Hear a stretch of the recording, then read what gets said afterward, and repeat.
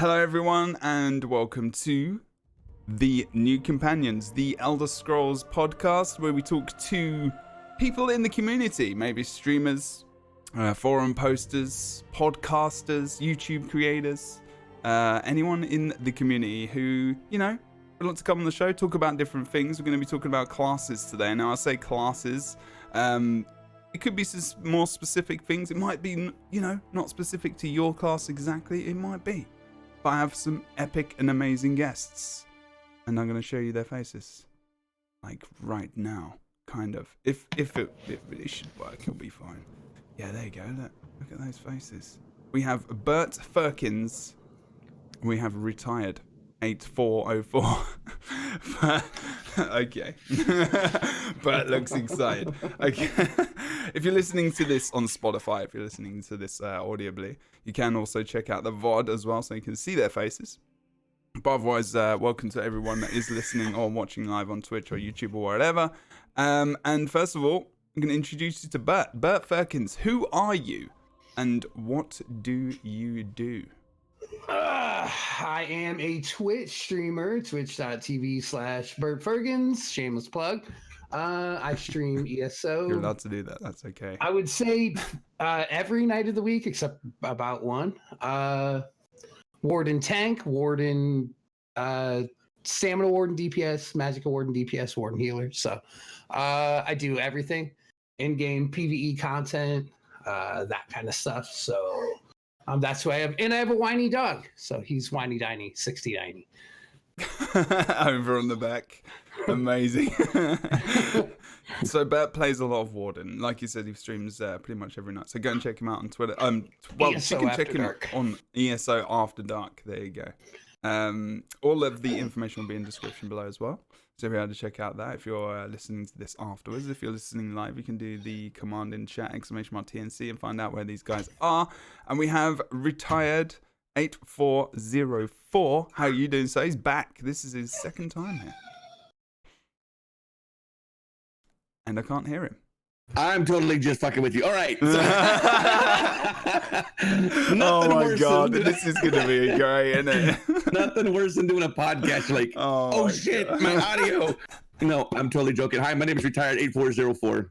I am too an ESO stream team partner. # what's up? Anyway, you can find me out at twitch.tv/Retired8404. Oh, I also do the Elder Scrolls Online. Predominantly, I do play other games from time to time when I need to kind of mix it up and kind of take a break. But that being said, I play the Necro Tank, Magicka Necro, Stam Necro. I have not made a Necro Healer just yet. Warden Healer, and a Magicka Petswork. And so I have a little bit of experience. I am just now dipping my toes in the in-game content with veteran trials and things. You may see me sometimes working with other people such as Jimmy JJ, Shabadoo, Ninja, and the like on like last night we did veteran trials. So there you have it, part of the sanitarium. Come check us out. Love to have you there. Wicked. Okay. And hello everyone in chat as well. Welcome. And as I said, listening to everywhere. I mean, these guys, since they said what classes they play, I might as well say what classes I play. I main a Templar healer, I guess, to a degree. I also play... So I play PvE and I play BGs as well. BGs, my main is Magicka DK Dragon Knight, sorry, if you don't know what that is. And I play Templar as well in there. I also have a healer Necro. I have a healer Warden. I have a Stam Sword, which I just started leveling up yesterday. And I have every class. I have a Nightblade Tank. For all I get, that does me most of the time. It's actually not bad, to be fair. I don't know. It seems to be all right for me. So yeah, some experience with the classes. But there is I'm not going to talk about the balance patch right now. So if you tuned in just to hear about that, it's not going to be about that right now. But we are going to talk about that in about an hour. But I'm going to run through a few questions and whatnot for these guys. It's just very general. It's nothing so hardcore specific. It might get to that. But in terms of like... So every MMORPG, every game, you know, if it's online, if it's competitive, if it's an MMORPG, you have this thing called the meta. If you don't know what the meta is, because we have different people who listen to this. You have, you know, new people who are new to MMOs. A lot of people who play ESO are new to MMOs as well. It's their first one. If you don't know what the meta is, it's basically kind of the best thing or the best build for this class, the best, you know, general. What is the general meta in the moment in the game? Is it dots? Is it ticks? Is it power? Is it, you know, classes specifically? And I guess I asked this question to myself yesterday because I don't actually know, because I don't even think I play at the high end of the game. But what is the meta, would you say, right now for specifically, maybe if you want to talk about your class, that's also fine. But is there even a meta in ESO? Is there even such a thing? Like, do you want to bring something? These guys are nodding. This is that's for audio. This, but might as well. There's no point in me going on with any more questions because you're nodding your head. I could probably. So I am probably. I'd say I'm pretty prominent in the endgame community. I'm not like any super 1% hardcore raider, but I do a lot of endgame stuff. Doggo, what are you doing? Anywho, so the metas right now, I mean, so meta for like healer and tank have not really changed in several, since I've been playing. It's basically Dragon Knight tank if you're a tank. Probably second on that list is a Warden tank. Then healers, Templar healer and Warden healer. Basically, DPS wise, it's right now it's stamina necro. Like, so if you were a 1% endgame raider, you usually have the composition of one DK tank or two DK tanks, maybe one Warden, a Templar, a Warden healer, and then no joke, the guys who are score pushing are probably running 8 stam necros, which to me is really kind of poopy. I don't like having one. Like, when you look at the end game rating community, it's kind of about like 3 or 4 patches ago when it was Stam Blade, it would be DK tank, Warden healer, And you'd have 8 of Templar those. healer, and then 8 Stam Blades. Okay. Just because they're out pushing so much damage. But as far as with like the reason meta, the reason meta exists, especially for those classes, is like a DK gives out engulfing flames. Like, that's their biggest thing, is so you get extra 10% to flame damage. Wardens give you, whether you have a Warden tank or a Warden healer, Wardens give you minor toughness, which gives you about 1,100 to about 1,000 extra health. Templar healers, I don't play one, so I'm not exactly sure, but they're there for whatever passive they add. But it's, and probably shards for like regen. That's definitely shards and purify stuff. But necros are putting out such stupid damage right now. It's right. It's I mean, it's 110k, 108k. And whoa, that's on a really? trial dummy. Yeah. It's on a trial dummy, of course. Yeah, but per second. Per second, yeah. So on a trial. What? I did not know that. 100k? Yeah, and I would say like re-rolling. Well, with the next patch, that we'll get into that later. But with like, I'd say, and then like second in line is like Magplar, and like you love to have a Magplar in there because executes, and then probably Stamina DK is probably the third, because their Stamina DKs are hitting 103 to 105k DPS. I think I'm hitting 90k on mine with it, like falling out of a bed. You know, it's not. So that's the one thing is like it's not difficult to do. It's not. Okay. So I think it's more of like maximizing your damage per. That's what the meta is there for. It's like just to maximize the damage and make things easier. So that's kind of the composition of that raids are using right now, and for the most part have been using for 4 or 5 months. So raids, they're a top NA or EU guild. Is that guild? That's just, everyone is running that. Oh right, like, so okay. If you were in the top 1%, if you were score pushing, or I would say if you're in the top 5%, you're probably running that composition. You could obviously clear any content, but those are mainly score pushers. So that would be like meta, if you will, Okay.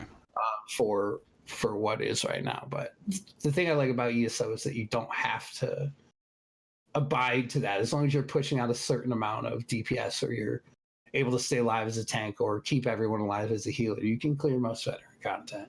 Mm-hmm. Okay.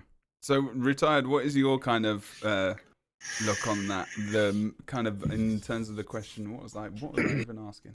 What the meta right now? How you feel about the kind of meta that maybe Bert mentioned, and and that being an extreme case, because I don't think any of us play.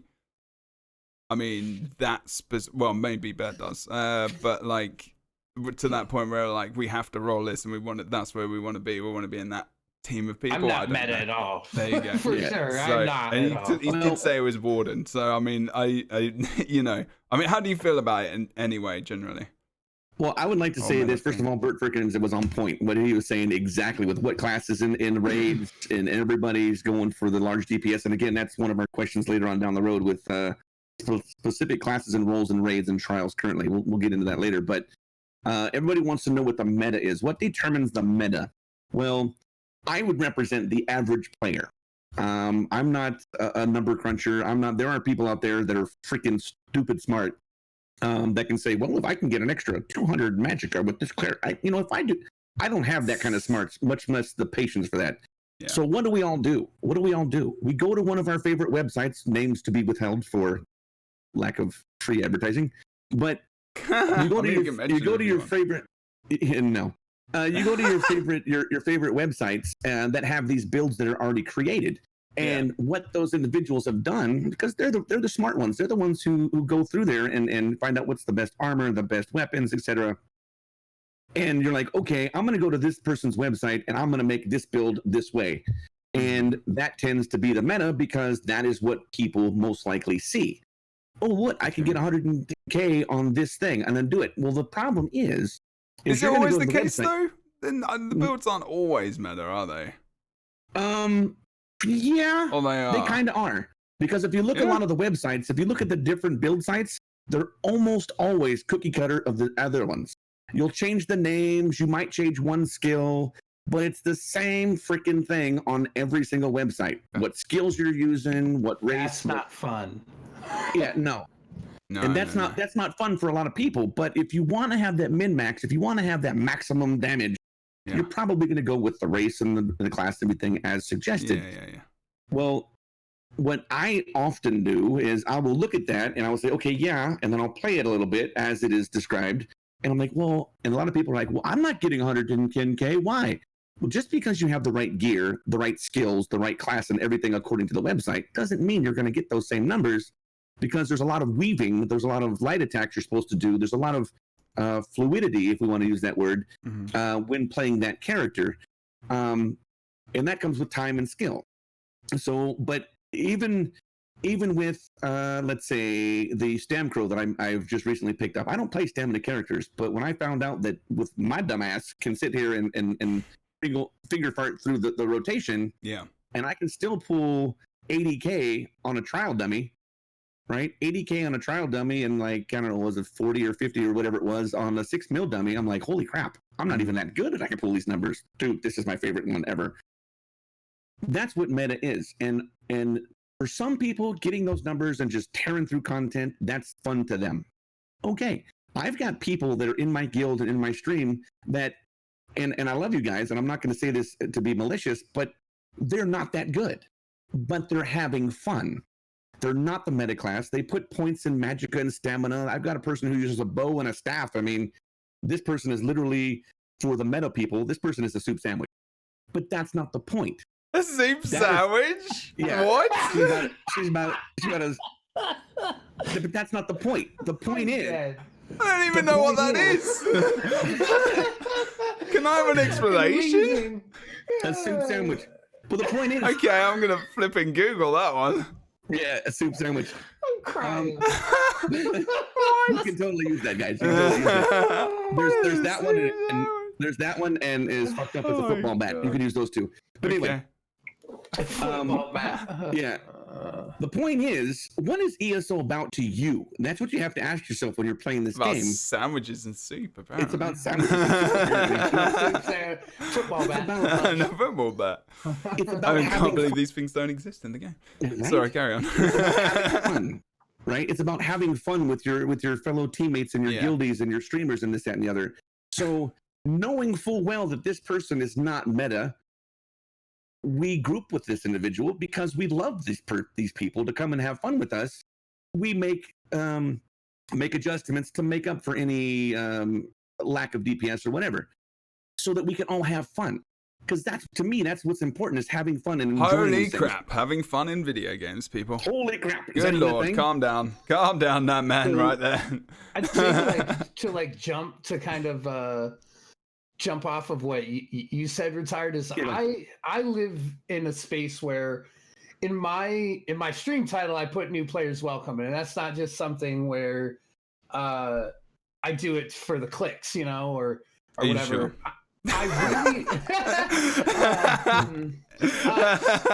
so I mean, we all I do put- that somewhere, but I mean, of course, no.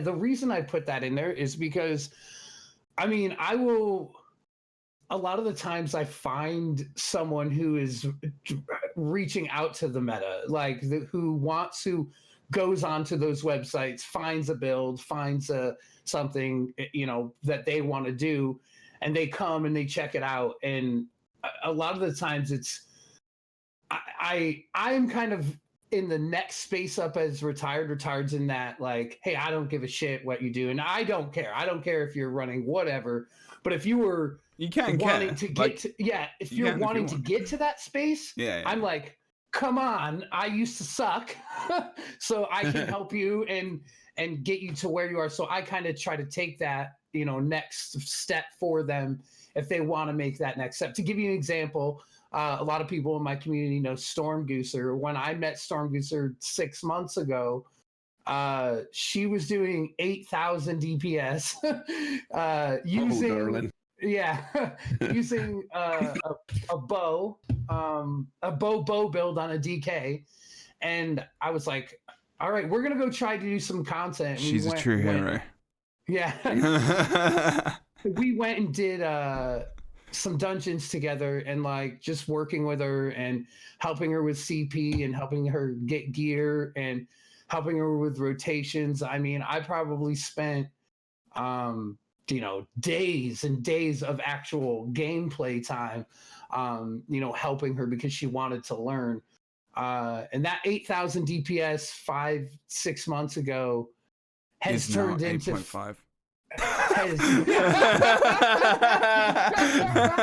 8.5k. I mean, 500. I mean, that's has turned into fine. 50k. 50k. so That's an Wow. improvement.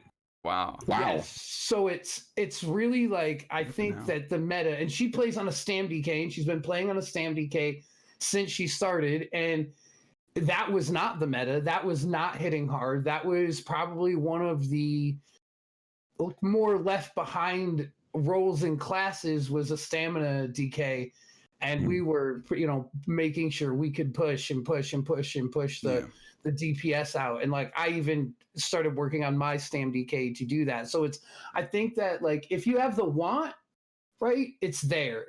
If you don't and you just want to have fun, you can just have fun, and it doesn't matter. Like, most people don't know 25k DPS is literally enough to complete most veteran content. People want to stroke their ego and be like, I hit, but so much in It's a competitive thing. It's like your fantasy football team. Nobody gives a shit about it. Nobody gives a shit about your parts. Right? I mean, some people do care about this stuff though, and that's fine. Like, you can do that. That's fine. It's like the extremes of any game. It's like speedrunners. It's like, you can complete the game, but you don't need to complete it this fast. But speedrunning is a thing. And then you've got, I mean, people want to complete things fast and efficiently. There are those people.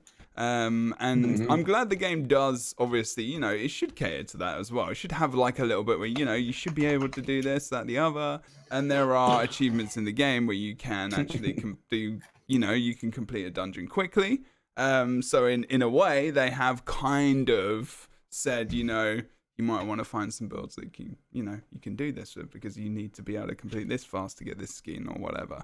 So in a way, they've kind of promoted it in themselves without knowing it. Not saying you can still complete it quickly with the class with what Bert and Retired are saying. Builds you want to have fun with, and that's fine as well. But yeah, okay, good answers. I mean, I'm not sure how I feel. I mean, I'm just like, if people want to run that stuff, that's cool. But I think, I've got a question. I'm not sure if that's coming out next, actually. It might be. It's in there somewhere. Yeah. It's so it is mainly, so the DPS wise in the top end of the game is mainly stamina. Yes. Definitely. As well. Yeah. So stamina is always going to hit harder, Jeb. There's no. Just because it's no instant, difference. right? That is just that smack. Like, Well, they have more options. They have more options. and they have a lot of antics different as skill well, lines. right? Yeah. Okay. They hit. You like, for example, if you had a certain skill line for like a bow or a daggers or fighters or whatever, you've got skills that are like maximum. This is the hardest hitting skill in here. Well, they'll put all of those hardest hitting skills on your bar and like, yeah. So the best way the reason stamina is okay. If you look at it at the way a lot of classes are constructed, to have a lot of magic abilities. Like there's not many classes, I would say, there's not a shit ton of classes that have like a stamina morph of stuff, which I know that they're trying to change. So what that means is a stamina character, basically most stamina characters run one or two skills the same on their front bar and almost the exact cookie cutter back bar for everyone. But for the Magicka characters, you have class skills, which normally necessarily don't hit as hard as like weapon abilities. But if you go in like to the weapon skill lines, you have a dual wield weapon skill line and you have a bow weapon skill line, and then plus you have fighter skill.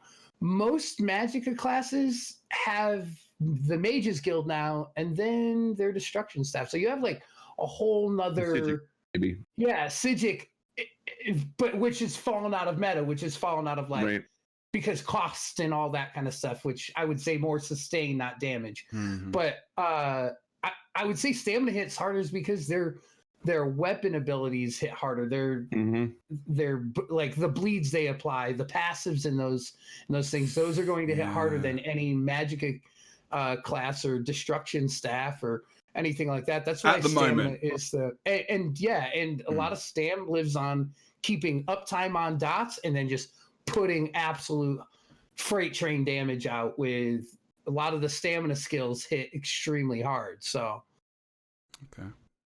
Mm-hmm. And you're saying that, and I've got a question here. It says literally, I mean, because Necro is obviously the newest class that's come out. Like that's the latest thing that's come out. And for some games, in most games, and this is a thing. This is an actual thing. And whether or not people say, we didn't have the intent to make this the most powerful thing, but I think there it is made the most powerful thing. In every single MMORPG I've ever played, the newest class is the strongest at something. Because it's the new thing. People they want you to play it. They want you to be like, okay, boom, new class, it's so impactful, so good, so fun, because you just do the most damage, you do all this crazy stuff. And you're saying that Stam Necro is easily like the biggest DPS at the moment, yes. Or is it like?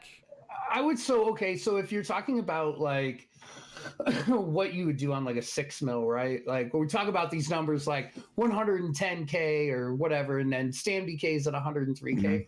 Those things are like extrapolated because you're doing it on this dummy that gives you all those buffs. Of course, If you were to boil it down and you put those on a 6 mil, like the difference between a stamina necro and a stam DK is so marginal on a 6 mil. It's maybe 1 or 2k DPS, and that's not going to make or break you. And also, kind of to debunk the newest class is the hardest hitting class. I don't think Elder Scrolls really does that. This case, it might have happened in this one, but if you think about back to Warden wasn't that good on release. Warden's been shit, man. Warden has been shit on Stamina wardens Yeah. have been good, right? I wasn't playing when that Mhm. came out, so that would be I didn't I think I witness played that. like 6. I started playing like 6 months after it came out. Right. There was like a lot of people using like warden healers and warden tanks, The but damage wasn't there.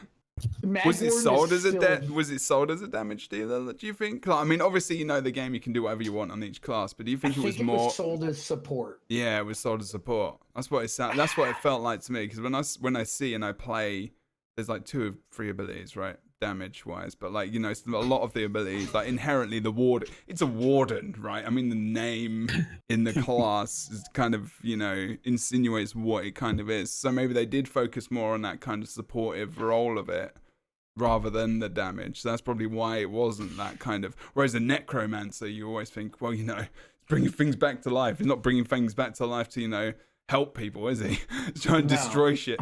So, you know, I mean, inevitably they should be. That would kind of be where the focus was. So I'm kind of not surprised then that Warden wasn't that strong, but it doesn't mean that that's the way it should be, of course. I guess that's kind of a little bit of an explanation. But, yeah, carry on. Go on. Yeah, no, I was like for the dummies, everybody's talking about their parses, and for the longest time, I was anti-parse, anti-dry humping dummies because I thought it was stupid. Honestly, I think it's stupid. When you're sitting here, you're trying to get a number out of a stationary target when you don't have to bob and weave, you don't got to do nothing. You're just sitting here, but as time went by and as more I got into trying to improve my DPS, I realized for me, this was the experience I had. The 3 mil dummy is great to get used to your rotation because it's not that hard and you can kill it pretty good. And once you're able to get a good rotation down and feel comfortable with it, you want to graduate to a 6 mil dummy. Now you've got your rotation, and now you can work on sustain. Let's see if you can do that for twice as long. Yeah. And to me, real numbers is not use the skills that you're going to use when you're actually going to fight. Don't have somebody hit it with Ellie Drain. Don't do all these buffs. Don't have shards available to you. Whatever you are going to use on your bar when you're doing dungeons or trials. That's it. Well, that to me is what your so-called DPS is without having to bob and weave. And then you got the trial dummy, which everybody says, oh, I can do 110. You've got every single buff and debuff in the game. You've got shards hitting to you. That even in a trial, I would argue that not even in the top tier guys do they have every single one of those buffs and debuffs up 100% of the time. They don't. It's impossible. It's 1,000% impossible. So how is that number that you get, the 110 of the dummy, accurate at all? I mean, I think it's not accurate, right? But I think what it is it's extreme, isn't it? It's like, if this was this, then I get, you know, this. And then if people are competing with each other, again, it's just a top tier competitive thing. It's just that mentality. And it's fine not to have that. I don't think that many people, well, I think a lot of people pass and they care about that stuff, but they do, right? Trying to get their, you know, efficiency up. There is nothing wrong with that. I really feel like there's nothing wrong with that, as long as it's not toxic and you don't force people to run it. Like, if you're in those circles and you run with those people, that's fine. But if you're joining like a pug and you start giving people shit about, you know, you're not doing enough DPS and you've got damage meters and you can look at their stuff or whatever, and I'm not sure about how that works because I don't have damage meters. I don't really care. But you know, if that's something that starts to kind of fall down into the rest of the community and stuff like that, that's when I start to have a bit of a problem with that kind of thing, because I don't like that toxicity. It happens in Guild Wars too, and it's a lot of the reason why people don't raid. Guild Wars 2 is the other MMO I play quite consistently, and you know, people want proof that they've killed something. They want to know the DPS. They want to make sure they've got exactly the right skills. Always. And it's like, the game is not that difficult. You know, it's not as, I would say the raiding is not as challenging as ESO, but that's just a personal thing. And you know, and I'm not saying ESOs is particularly challenging or whatnot as well. It's just, you know, compared to each other. And I think it's kind of ridiculous. But again, you know, don't mix with those people. If that's the way it is. But pardon me, I think passing and stuff like that is okay. I think being competitive, like just in my own opinion, is there's nothing wrong with that. As long as it doesn't trickle down. That. So I think that I do progression trials groups with like my community, where I'm in a space where I don't. If you do 25k DPS, cool, man. We're gonna figure it out. Like we have the way I like to. You mean the kick from the guild is what you mean? Yeah. You're out here. 24 and a half. That's it. We come around your house. You're done. You got the soup sandwiches ready. Yeah. I would say I more live in a space where like I want to have like an expert at what you're doing, whether it's class or whether it's role, and then the person who's coming along, I want them to have an apprentice. Like so, I have like me as the I don't want to call myself like an expert tank, but in my circle it would be like I'm probably I'm the one who tanks. Just the tank. So I have somebody who's with me. Then I have a healer who's a very, very, very exceptional healer. They're helping the other healer. And my DPS are usually like, hey, if there's a stamina DK and then there's another stamina DK, they'll help out. So I try to have those people do that. So when we're in a spot, like I don't care if you're doing 50k DPS, like that doesn't mean shit to me. It's like Retired say, can you reproduce it? Like can you hump a dummy and then go into this content and then survive? Because there's an old adage in every single game I've played. Here it comes. Dead DPS is no DPS. No DPS. Yeah, no, you're right. You're true. It's true. So and like a dead tank is no buffs, and a dead healer is no. So can you actually make that? There was like a statement in in chat that I went by that rolled by that I kind of wanted to just touch on. Support roles in this game with classes don't use sets for support. You could put me in training gear that you crafted. You put me in fortified brass and orgnum scales. I don't give a shit what I'm wearing. I will still tank VHOF and complete it. So it's the thing I like about ESO is their classes will very much cater to the role that they're trying. Like if you look in a class, they have a DPS line, a heal line, and a tank line. Right. It's basically how every class is set up. And the support section of things, I would say, is more based towards heals or protection and everything like that. Yeah. But no class and DPS support, whatever you want to do, is going to run things basically in their class. It's impossible. They don't offer enough utility inside of the class to do so. I would say out of most, I would say the tank is probably the one that uses the most class abilities, rather than reaching out to the guild abilities or the weapon abilities. I would say the tank uses that a lot more than most. And I would say that's also specific to class, right? Like on a Templar, as a Templar tank, I'm using like a shit ton of guild skills and all that. But like the newer classes, like a Warden, and even with DK uses basically mostly their skill line. Like, so I would say with support less lives on a crutch. As a class perspective, less lives on a crutch of guild skills and that stuff than DPS. DPS is like, mag DPSs are using the Mages Guild, and Sam DPS are using weapon abilities. So I would say supports really live and breathe on their class abilities that are provided to them, with maybe one or two. And sets mean nothing in completing shit. If you can survive, then that's all that matters. Well, go. I would actually have to argue quite the opposite, in a sense you that can do that. This is why discussions are good. Because Bert has a point. Can you wear whatever the hell you want to wear and complete the content? Yes, you can. Yes, you can. Obviously, he's done it. Speaking to support roles, DPS is an entirely different beast. Right. Yeah. Well, here's the thing, and I think this is probably one of our other questions down there. You mentioned support roles. in other games, there is literally a class. You know, for example, if you want to talk a shaman, they've got speeds, they've got slows, they've got a little bit of heals. They're not really strong in a certain term, or you have a certain class that's got a buff that's going to help a specific class skill that's going to buff somebody's magic or regen or something of this nature. And we do have that through some of our skill lines. But a lot of the raids and trials that we've done, it's not, the support is basically, what armor are you wearing? Okay, you're wearing this, I'm going to wear that. This is going to boost the damage we do. This is going to regen this. This is going to reduce the cost of that. This is going to, you know, so it's, in the trials that I have done with my limited experience, it's more about what armor you're wearing, in a sense, to complete the whole picture of the best suited group to accomplish that dungeon or that trial. Dungeons, not so much, but trials. Mm-hmm.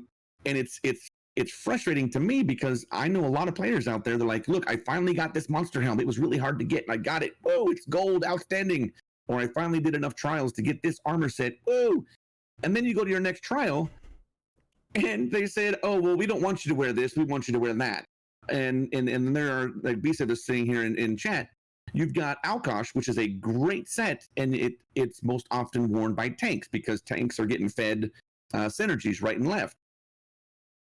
But technically, the Alkosh is a medium set, medium being your stamina class. So why is a tank? Well, because he's getting all the synergy, so it's best for him, and he's in the front, in the face of the enemy. I'm like, well, why not have other shit that's going to boost his damage? Because what's the job of the tank? Let's be honest, guys. All right, for the most part, the job of his tank is to A, stay alive, B, aggro everything in sight, and protect the group. For the most part, the basic. All right, there's more to it than that, but the basic. But instead, in all of these trials, they want the tank to be the buffer, the debuffer, the I'm like, am I a tank or am I a fucking support class? What the fuck? Well, everybody's a support class. I'm You're like, a buff machine. That's you're your a buff totem. machine. I'm like, I mean, well, is that necessarily a bad thing though? I mean, does it mean that they can't change the way things are, and maybe you know have that buffing? It can be. This game, it's a blessing and a curse for this game. It's a blessing that there is so many opportunities and so many different ways to do the same shit.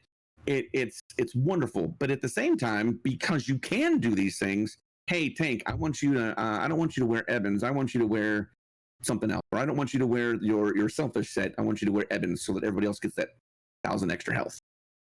You know, I mean, and it is a tank set, and I get it, but the point being is, I'm trying to stay alive.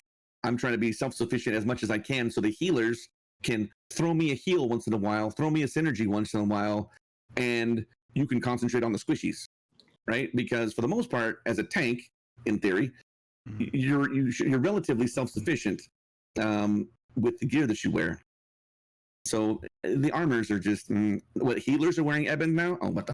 Yeah, healers use Eben in like. But the thing is that when we're touching on this, it's more that we're talking about like very high end. Yeah, this is high end. Yeah, very very high end. So like before I received my Alkosh, I should say, and before I had it and was able to use it, I completed every single veteran dungeon in the game without Alkosh.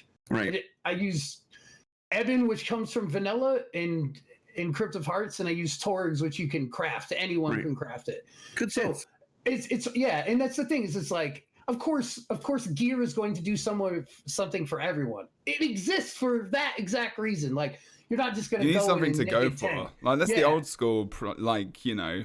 Thing. I mean, you always like you know since you know back in the day before WoW, whatever. It's always about getting new gear and armor. It's like right.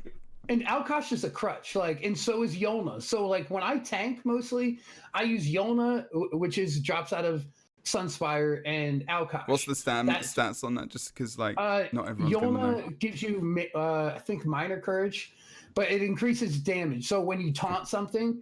It gives the group increased damage. So to me, that's the very definition of support. And yeah, do I think it's super cheesy that tanks run Alkosh? Shit, yeah. I when I very first started tanking and they were like, you should get Alkosh. I'm like, okay, that's like a medium set. It's like I didn't get it, right? Exactly. I'm like, what? But it's to boost everything. But to give you an example, when I run Black Rose Prison, I don't run Alkosh. I don't run Yolna. I'm running Akaveri, Dragon Guard, and Plague Doctor. Two very, very, very, very selfish sets. And I think I usually run like Earthgore, which now it didn't used to be meta, but it is.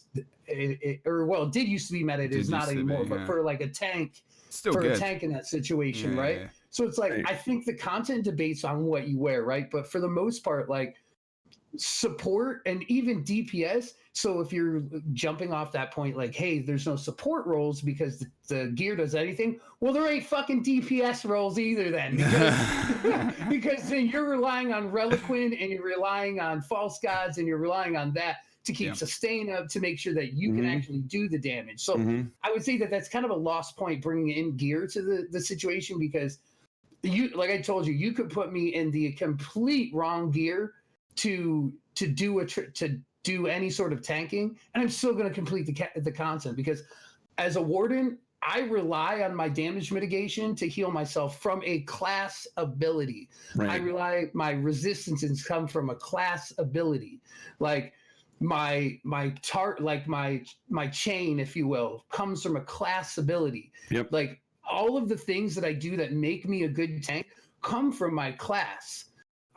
I would say maybe one or two things that I use as a warden tank come out of a guild skill line. Like if I need to run, that or blood altar. That it's like those are. I think that's the only non-class ability outside of like wall of elements. But I think me too. But anything that comes for me to be a tank and survive comes from my class. Like it does. The taunts come from two different things, but survivability is built off my class. And the same thing goes for DK. It doesn't really go that way for Templar because they are very lacking in the kit. But even on a Necro, most of the stuff that I run as a tank comes from my class. It has zero matter of what gear I'm wearing. Like I said, I could be wearing anything. If you made me a random 5-piece set or random set with no 5-piece bonuses, I would still complete the content that you wanted me to complete. Like that's basically what, because that doesn't up my resistances. It doesn't do the things that I actually need. Like champion points do that. Like champion points. We forget about that. Yeah, the gear I wear as a tank is. Well, that's the point. And that's the point I was trying to make is you can do stuff with your class and you can do things based on any armor set, but because you can do that. Okay, great. Since armor is not really dependent, we want you to wear a medium armor set, Alcon. We want you to wear IA. We want you to wear all of these different weird things, whatever it is. I don't know, because you're fine. You're self-sufficient alone with your class skills. You're good to go. Go ahead and wear this other fluffy shit so that I'm like, what? No, leave me alone. Yeah. Let's stick to my Plague Doctor, please. Plague Doctors, Stonekeeper. I love those freaking helms. I love them. Okay, this is good. Can we talk about Stonekeeper for 1 second? You can, but I'm going to move on after that. Go on.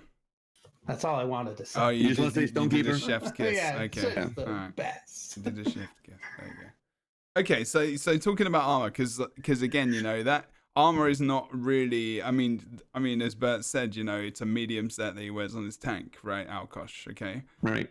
So with that point in mind, that is kind of like it's not insinuated. You would normally wear heavy armor if you're a tank. If you're a stamina damage dealer, you wear medium. If you're magic, you wear light. It's all these things, and you'd be like, okay, so that kind of makes sense. Okay, but then Bert's saying a tank wears a medium set, and it's like, okay, that's cool. Is that versatility? Is that a good thing? Yeah, no, maybe. Defines your role. You're wearing heavy. So my point's going to continue on to a question. Don't worry. But then what happens with weapon skill? And this is something Bert said as well. The tanks for survivability. Yes, you need to have those skills from your class that make you a tank that you need to survive, and that's something you need to have. Cool. But then, what about weapon skills? Like Bert said, there's lots of, and this is something that Retired mentioned as well. Was one of his kind of things he wanted to put in the podcast. And this is mixed with something else that I was thinking about as well, is just like, is weapon skills used more so or too much compared to class skills for damage because weapon skills, everyone can use the weapons, like everyone can use weapons and they can have the skills. Is there more skills on those weapons specifically as well that then mean that if you're a DPS and Necro's got the buffs and stuff and everything else, and there's so many weapon skills being used that you're just not even using damage skills from your own class, and it's just you're kind of using these base things to buff, and then you're using weapon skills. I mean, is that what it's like in ESO at the moment? Because I hear a lot of people say that class diversity isn't really important, other than if you want to be that top tier. It's just like these skills with the weapons and bows. So they're both doing it, and this is because the Retired brought this up as well. So the question is really, like, do you feel that class have enough unique identity to be like, I'm a Necro because I've got this, massive, amount of DPS skills that I can use, and I can kind of, bring in some weapon skills to, influence or go with that, which makes it more fluid? Or is it just I've got these weapon skills and I kind of throw out the buffs that I've got from my class? So being a Necro is, other than just having these buffs, it doesn't really matter, other than maybe one damage ability or whatever. So I actually don't know what the question is. I think it's more of a comment.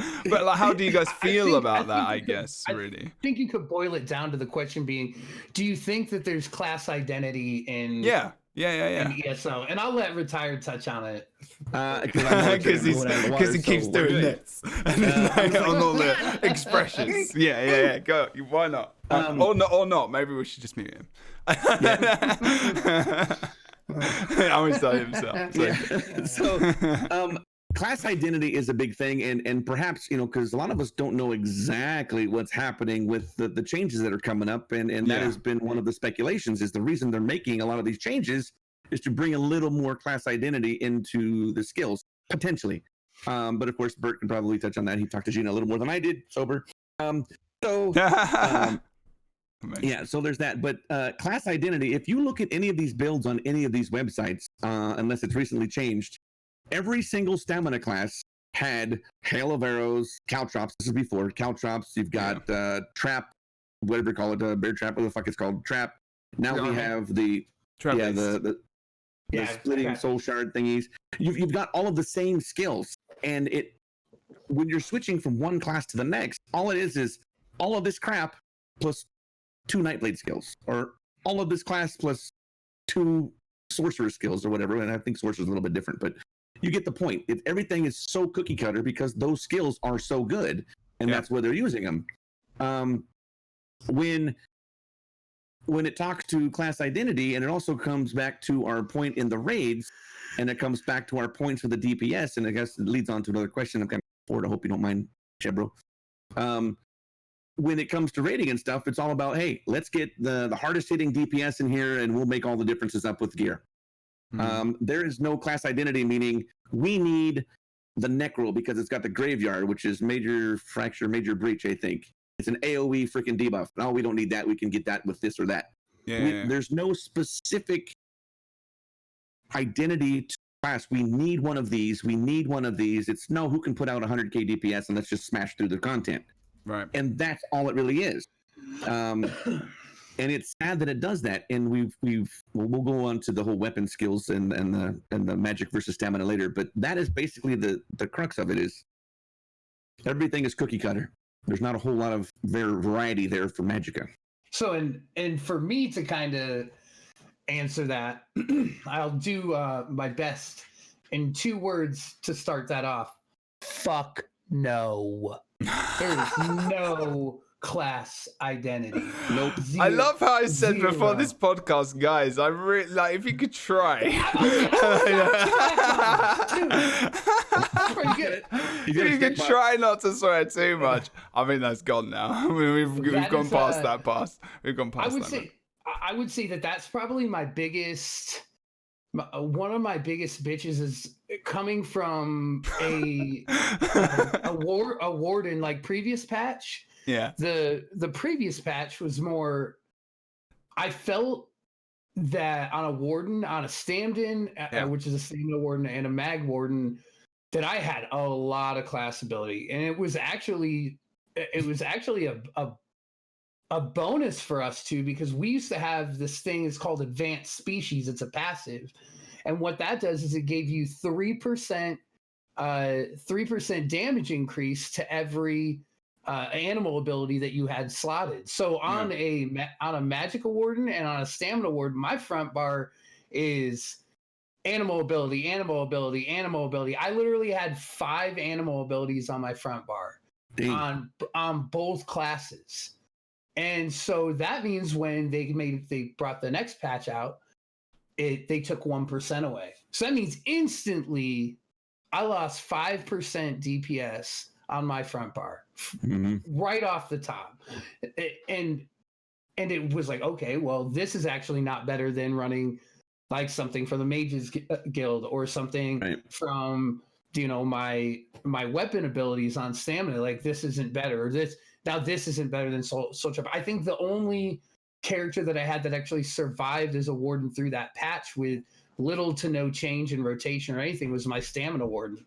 I literally just switched out Soul Trap for Caltrops, called it good, and still hit 84k on the trial dummy, and I'm still hitting 50k on the 6 mil. So it's like we're in this place right now that class identity is building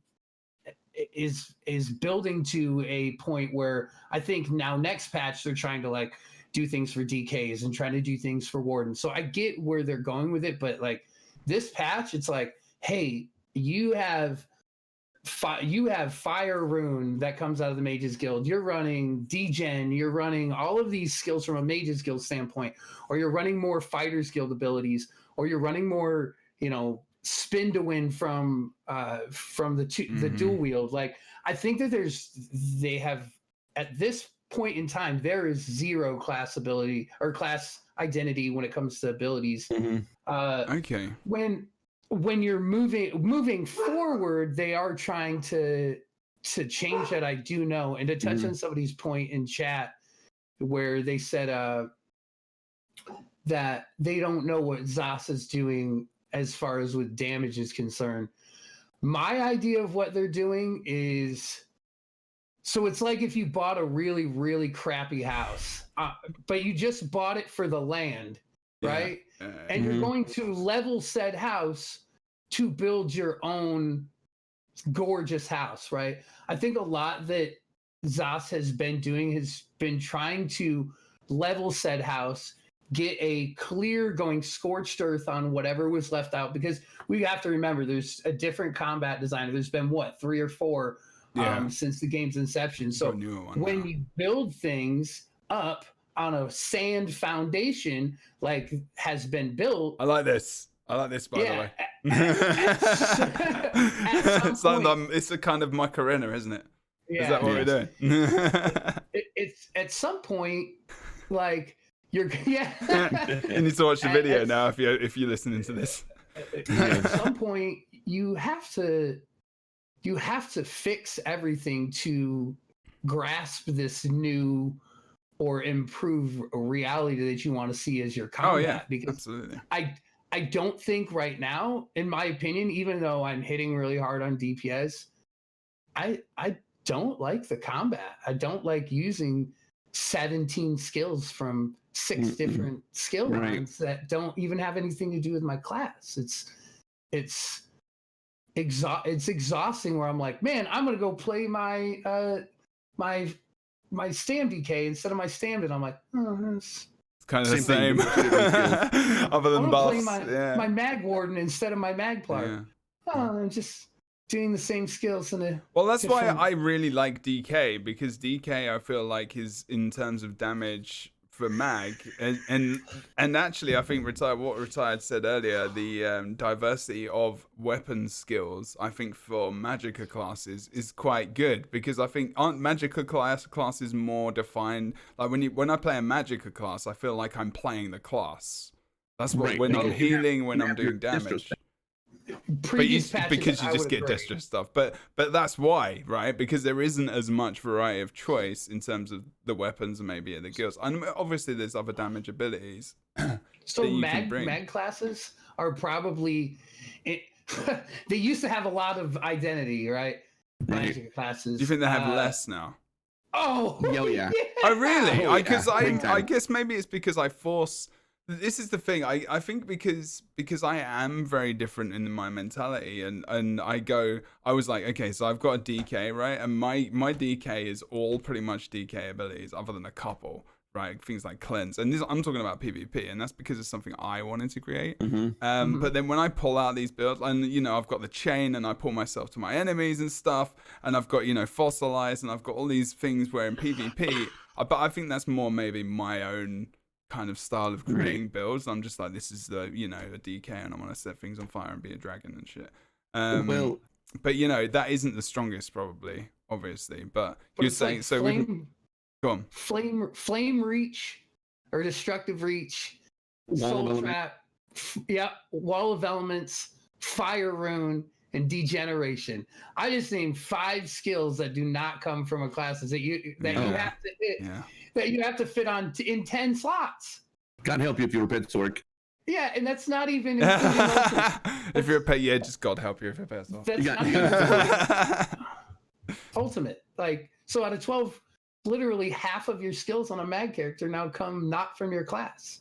That's horrendous. That's on par with Stam.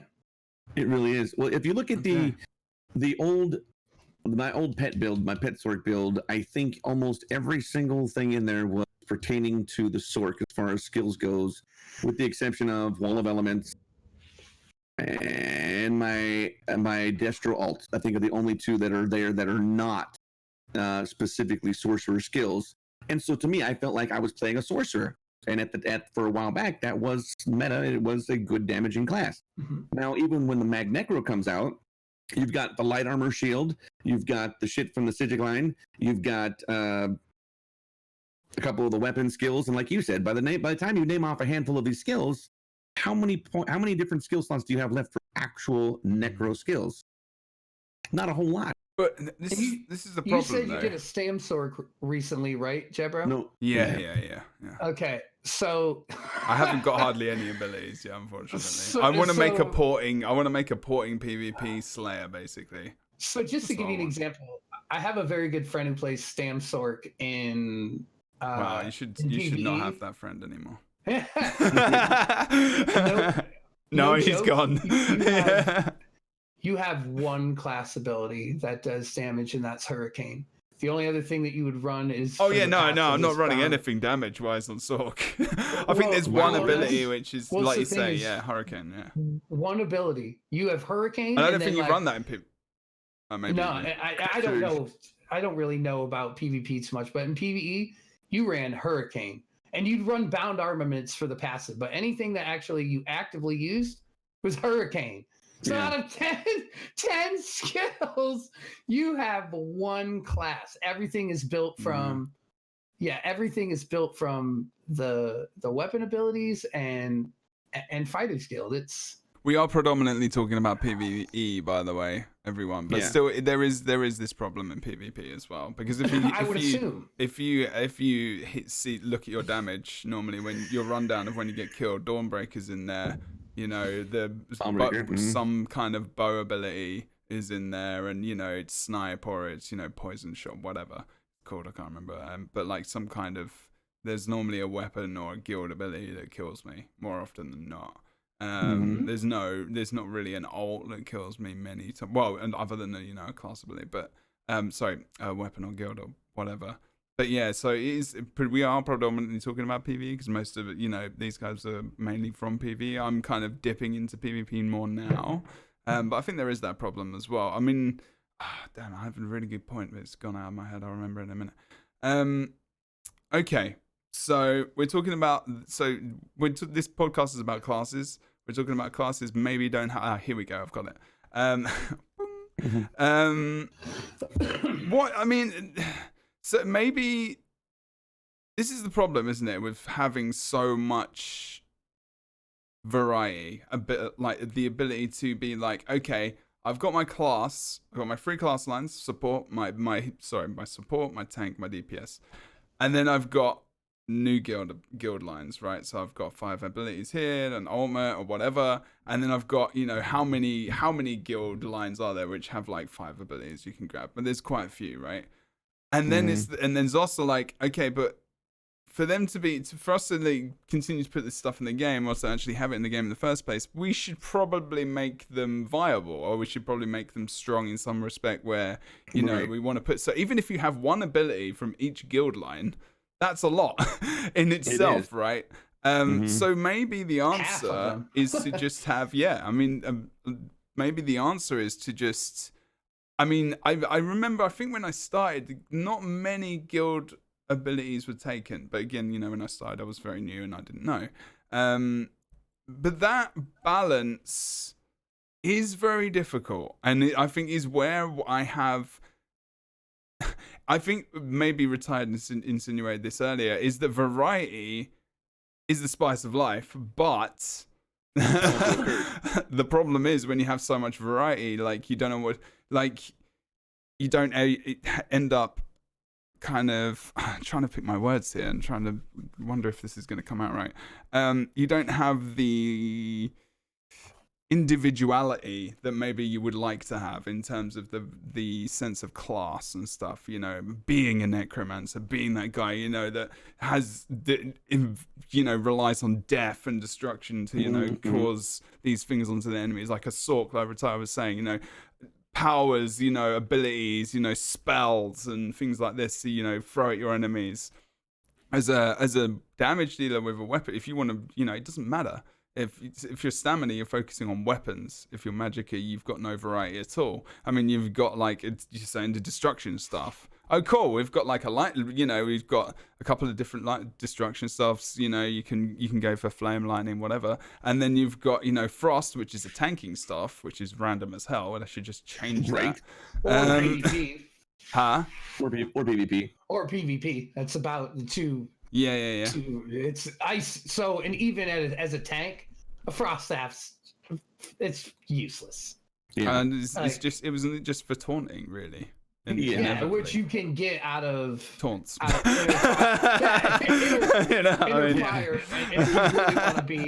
If you really want to be using something that helps, because even Wall of Elements for a frost thing, like I have something in my class that slows things down or immobilizes them. So like it's not even useful in a tank space where, like, for a beginner tank, yes, use a frost staff because it gives you like a little extra shield when you block or whatnot. Right. But for like if you're moving past maybe beginner, you want a lightning staff. So it's like Frosty it's PvP. That's it. That's pretty much. There's no reason for it in a PvE space. Yeah. Well, people would argue that they use the two-hander, either a frost staff of sorts, because they get a bigger debuff. But what are you losing to get that debuff? You're losing mitigation because you're not using a sword and shield. You're losing all sorts of crap to get what? A better debuff? Is that really worth it to you? Maybe. Yeah, okay, fine. Or to get a taunt, which takes literally so long. It takes so long to taunt with a frost staff. It's so ridiculous. Hold on. Okay, now looks like you're it looks like fishing. Heavy attack with those things. Retired just did a kind of fishing boom fishing emote there. It does. It feels like you're fishing for the boss. Am I gonna get him? Am I got fire, use silver leash, use chains if you're a DK, use the little circly thing for wardens. There's plenty of options for range taunts and called frozen gates, okay? Wardens are people too. That's true. Okay, so there is that, and obviously restoration stuff is restoration stuff. So there isn't really that much variety from Magicka. So, you know, maybe over classes and bringing them into the expansions and stuff. Looking at, but then again, you know, does that even solve the problem? I think we're going to start rolling onto the PTS, and maybe this is where the problems get kind of fixed and ordered and changed as well. But like, I mean, I just, for example, I said, and I was wondering how chat feels about this, and and you guys very quickly, is there even any point in bringing, right, rather than bringing in a new class in, they bring in a couple of new weapons in, things like, and I don't know if this would fix the problem. It may probably make it worse because there's even more variety. Right. But things like scepters and I think Retired said wands and stuff like that as well. There could be other weapons, other than Magicka dealers, just seeing them all having a staff, or like a focus, like they kind of have in Guild Wars C. An offhand kind of book, maybe. I don't know, like something else. But then it would just be offhand, I guess. I kind of think it complicates things. Like it will. First and foremost, scrolls maybe. Sorry. Yeah. What I think that ESO needs to do is they need to figure out what they have going forward first, because right now the state of PvE is in disarray. Like we don't know what's happening. We don't have any idea of what the next meta is, and a lot of people in chat have been saying, I get a build ready and I figure it out. And this is actually something I've said personally. True story. Like, I worked on Stam DK, right, for like 30 days, let's call it. And we have 2 months of basically this dot meta, or 3 months of it. I work on it and I have 2 months to play it before it changes. It's exhausting. Yeah, it is. It's why player numbers have dropped. It's why ESO as a directory has dropped on Twitch. Mm-hmm. People are exhausted by the game because the thing that I wish would happen is that you had a 100% of the time you had a PTS up, not just when you decided a build was ready. Having a PTS up where you can add and actively add those things in and actually get feedback. But as a community, don't act like we're saints. I mean, who goes to the PTS? People don't do it. Not often, no. You can piss and moan about meta changing, about nerfing, but what are you actively doing yourself about it? Are you going into the PTS? And are you going to the forums? Are you going into Twitch streams? Because I would say Retired, me and Jeb have a direct line to talk to the devs. Yeah. If you bring me something that's a bug that's happening in a dungeon, that's something you did on the PTS that doesn't work properly, if you give me that information, that is in our stream team Discord by the end of the night, and Gina is like, hey, we'll have it. Or I will DM Finn on Twitter and he'll be like, hey, we'll look at it. So it's like we can, like I said, piss and moan about what happens with the meta changes or nerfs or buffs or whatever you want to do. But if you're not actively playing the PTS, shut up. Like, and that's probably the nicest way. Wow. But I mean, isn't that's a little bit. That's a little bit. Like, is that a little bit harsh? Bro? No, that's the purpose of PTS. But like, exactly. People don't want to like people. But like, I mean, I understand. I need to play devil's advocate for like 2 seconds. I need to do this as a host for the podcast. Especially because you two agree. You want me to disagree? Probably hard saying shut up. It's probably hard saying shut up, but it's no. But I know what you mean. We hear it. I know what it's you mean. like I know what you mean. The forums are on fire. Like the forums are on fire. It's a permanent fire. It's like flipping Mordor in there. It's a tire fire in there. It's like Jesus. It's for all my Simpsons fans. It's the Springfield tire fire. Yeah. I want to know what your devil's advocate is. Let's hear that before I put my little 2 cents. Okay. Go for it. So not everyone has access to the PTS for a start. You can't access PTS on console, right? Mm-mm.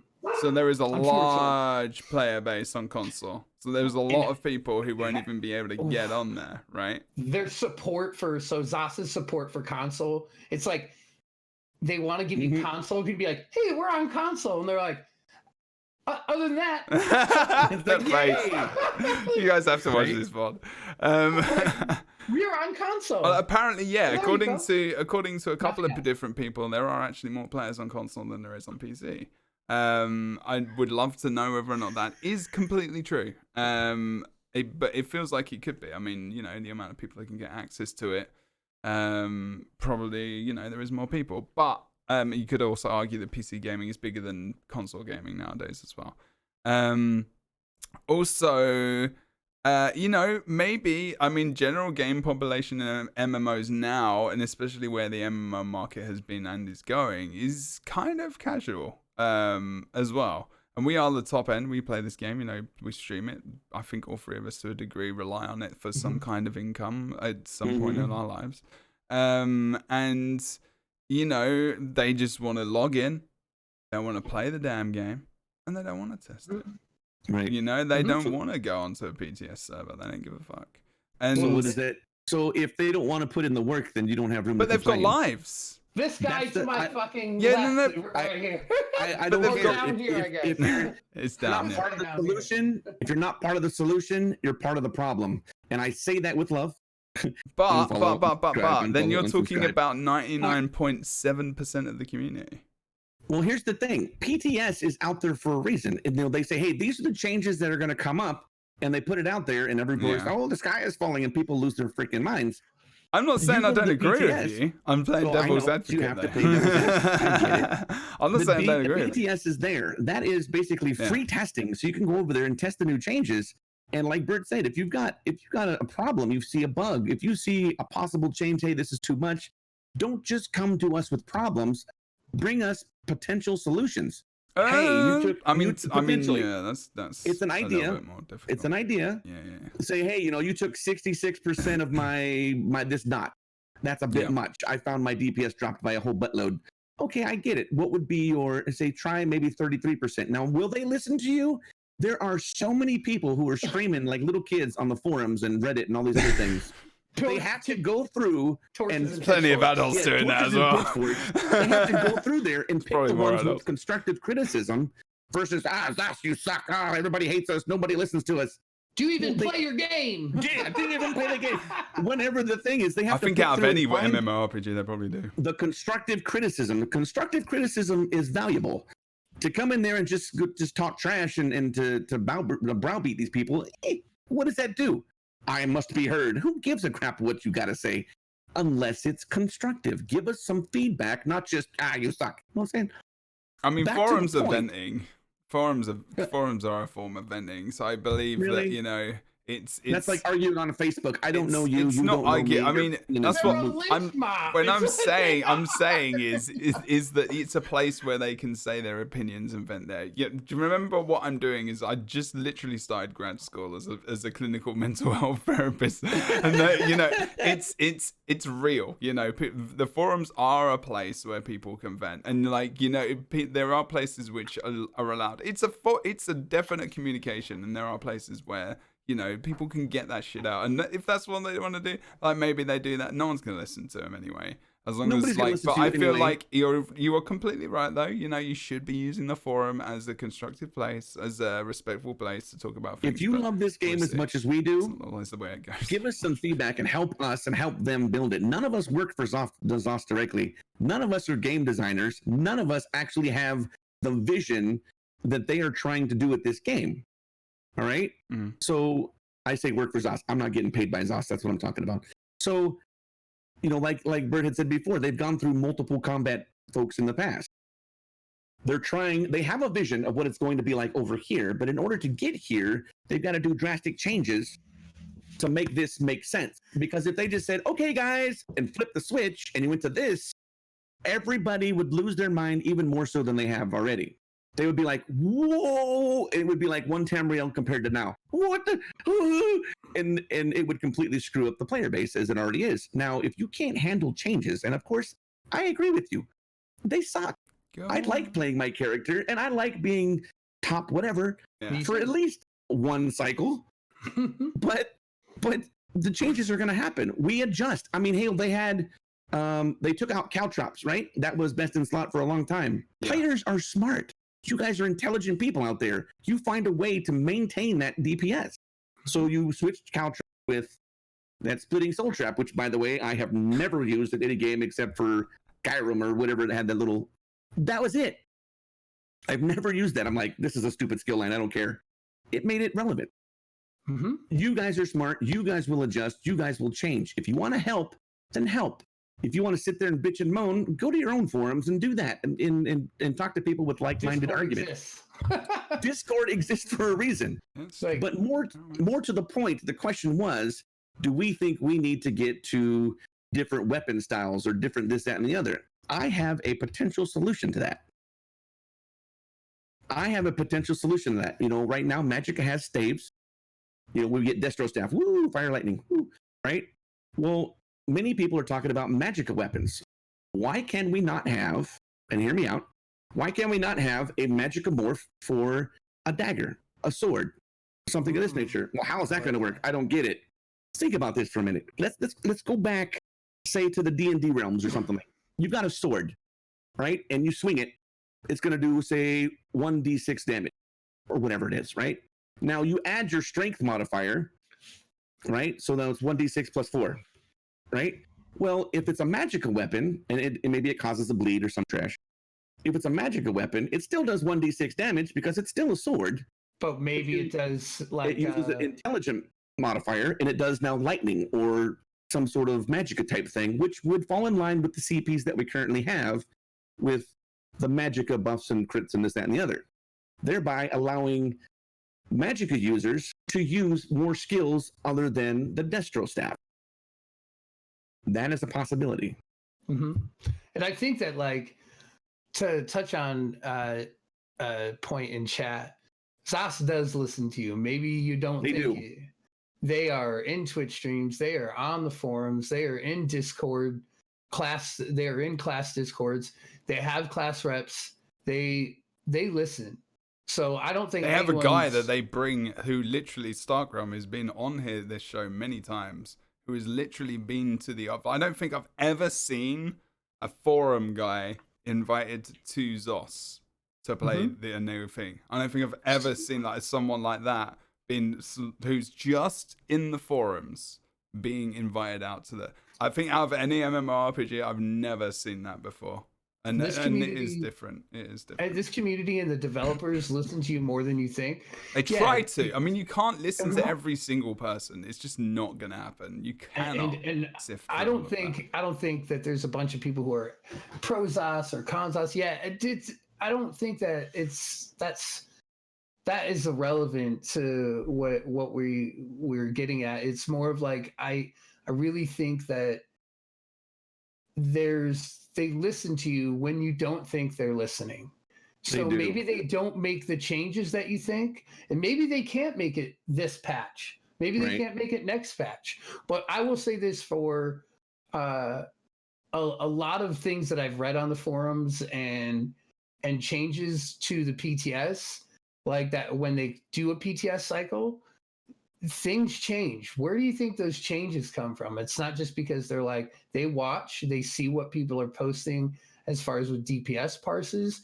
They look at the combat metrics that people post and they see what skills are hitting the hardest. So maybe they don't listen to why are you nerfing buffs or sorry, why are you nerfing dots? They should be like they don't listen to that. But if you're actively on the PTS and you put up a parse, or you put up a video of you completing content as a tank or a healer, or however you're looking at it, they're looking at those things. Where do you think that those changes in the PTS come from? They're not like, I think listening to class reps. They listen to class reps to try to form the PTS in general. Yeah. Once it's out at the public test level, it's public. They listen to the public. I think this I'm gonna kind of start to move on a little bit because we have been going for about an hour and 20 minutes, an hour and 30 minutes or so ish. But let's move on a little bit. We're gonna have a little look. We can still talk about these things as well. We're talking about the PTS a little bit because sorry for derailing that last one. No, you're good. Yeah. You're good. I think it needs to be talked about. It's all relevant. It's a all wee good. bit. Just a tiny bit. It's generally, I think it's difficult. I think when people, you got the communication and it might be useful for Zos and whatnot, but I think when people don't get exactly what they want, they see that as a communication of I haven't been heard, rather than, you know, I've seen the problem, we've tried to fix it, we can try and do this, that, and the other to get closer, but it's not been fixed immediately, so, you know, that's not great, and that's not great feeling for the player. Whereas, you know, if we go back to the earlier, like really almost at the start of the podcast, Bert said something that was important, that you know, the combat system is being changed almost to a degree from the ground up. They're doing a lot of changes. If you go and look at the PTS notes, there's things like, you know, they're retiring a stat. They're, you know, changing dots and ticks, and they're for a lot of different abilities, which are quite strong at the moment. They're changing some base stuff in the game, and they're changing things like, you know, next year, they're starting to look at performance. They're starting to really go ham on like a lot of the base game stuff. And they're starting to build up. People have complained about for ages. And you know, this is good. I mean, it's hopefully with all of this, you know, Cyrodiil's going to get some changes. You know, when you load in the game, you know, it's not going to take 10 hours. You know, all these different things. When you're scrolling through your inventory, he's not going to be like, I think that might just be me because I got 200 slots, and you know, my gear is pretty much full all the time. But you know, all these different things which we take for granted, we don't take for granted because they don't exist, I guess. But to the point, you know, it would be nice to have these things. But anyway, I think real quick to touch on chat, like James Harv, I agree with that. I like it might see that I'm taking some of your points and maybe like, you know, leapfrogging off of them. I do agree with that. It's something I said. This is exhausting. It's exhausting to go through, have a DLC come out and I have to make a change, and a massive change. And it's happened since, I want to say it's happened really since, nothing really changed too bad in Wolf Hunter, but it changed really the shield nerf in. So is this every 3 months though, right? Really? So it didn't used to be. Like the only thing that really super changed and Murkmire was the shield nerf. I've got such a different view on this. It's unbelievable. Go on, continue. I'll give you my view in a minute. And so then we got Wrathstone, which was the very first you know, DLC and, you know, big update from them this year. Race changes, which I'm totally for. They actually made nodes relevant. Yeah. But then it's like it came to elsewhere and everything got changed around, and it was like, okay, things are still good. And then over the past 5 months, and this is something I literally brought this to Gina, I've brought this to Rich, I brought this to the people who matter. I'm like, you're changing meta. You've changed meta 3 times in 4 months. That's rough. The healer meta with orbs, and then you changed dot meta, and springs. And now you've changed dot meta. Now everyone's using a dot meta. And now we're changing the meta again. That's 4 months, friends. What are we doing? It might be a bit much. It is a bit much. It's a bit much. It's like the other way. And again, I'll compare this to Guild Wars 2. So I played that since beta, which is 2012, to a year and a half ago. I still play it, and not as consistently, but I still play quite a lot and I still produce content and stream it. It's the opposite problem. The meta doesn't change. Like, they have a big balance patch every 3 months. A lot doesn't change. You might see a few shifts in PvP maybe, but not much. And it's almost the exact opposite, to the point where I came to ESO and meta was changing quite consistently, and I was like, hell yeah. This is wicked. Like, I get to change my build every so often. I get diversity. I get to compete, you know, in a different way. I can, you know, change abilities in PvP and PvE. And it's really interesting where I've come from. Like, I love it, actually. I actually really love it. And I'm probably a very small part of that. But I agree as well. The changes that quickly. Is that something which is good for a game? Because then, you know, you can change your build, you can change your armor, you can change all this different stuff. But then for the player who's more casual, you know, maybe gets about, you know, maximum 10 to 15 hours a week on the game. You know, if the meta changes again, they've probably only just got their gear. They've probably only just got their abilities. They've trained them up. They've probably only just done these things. So always my head, especially with these podcasts, because so many new players do come into the game. If you want to keep players invested in the game, especially those casual players, because those are the guys who bring in the money, if we're honest. True. You know, they True. buy The the Housers, DLCs. the RPers, Yeah. The guys who don't have time to go to get the sky shards, the guys who don't have time to, again, get another skill line, who now have the option to buy a skill line. I have my own issues with that in terms of cost, but, you know, they've still got the option of being able to do that. And, you know, these guys are the ones paying the money. And if they have to get the feeling that, you know, every single time I log in, there's another patch, I've got to change my entire build again. I've got to, you know, get this line. I've got to get this armor. It can be a pain. So, you know, maybe it is a little bit much every 3 or 4 months to change it like 3 or 4 times. Maybe, you know, an extreme meta change every 3 months, like, isn't too bad. But I agree with that. You know, I just think it's for the more casual player, and I think there's more casual people playing this game than anything else. You know, it is tough. It is difficult, but we talked about that at TwitchCon. I think you, me, Bert, and a couple of J-Dub and stuff that were down, and Ninja Monkey, and I think Gina was even there for a hot minute. 614 too, yeah. Yeah. So there has been one of the major complaints is there have been bugs since beta or since One Time Real that the people are trying to work on, and they have to and kind of going scrolling back. I'm letting everybody kind of say their piece, but scrolling back in some of the thing. Holy snake squirrel! Anyway, what? I was like, I was on a roll. Da da da da. Oh, by the way, huh? And now my train of thought's gone. But it's okay. The amount of changes, and because they have all of these things to fix, it would be nice to be able to use your so-called meta for at least 6 months. Oh, and by the way, now we're going to have another change. Okay, well, I've had fun with it for 6 months. Maybe it gets stale, maybe it doesn't. But now we can do some changes. But if we use it for 6 months, though, and with the amount of content in the game, and what people are talking about the content in the game as well at the moment, is that enough? Like, that's the problem I have, because, you know, at least in the game at the moment, like, partly for me, a lot of my gameplay, a lot of my enjoyment is build crafting, is just like playing around with stuff. If stuff didn't change that much, I wouldn't have much to do. So like, is 6 months too long? No, well, here's how it changes, because they're still going to be pushing out DLCs and contents every 3 months. Yeah. So with the new DLCs, you're going to get new armors, you're going to get new dungeons, you're going to get all sorts of skill lines and all sorts of things that happen to what they release. Sure. So that's where you can change all your stuff, but the meta is still the same. Making drastic changes is what I'm talking about. Every 6 months, or maybe every time you have not a DLC. What's the other one? Chapter. Not expansion. Chapter. Every time you do a chapter, that's when you'd want to do a major freaking overhaul. But that would probably take too long. And again, like we said, we don't work for SOS. We don't know. And they kind of triage all of these things. They're trying to connect with all of the bug fixes.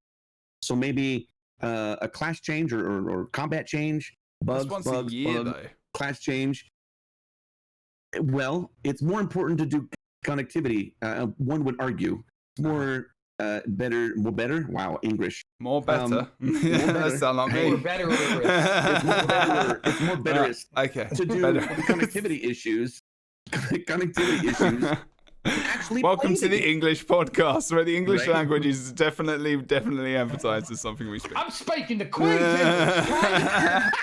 I'm trying, mate. I'm trying, brother. Right, innit? Mo better. Flipping hell. So that would be a thing. That was space it out.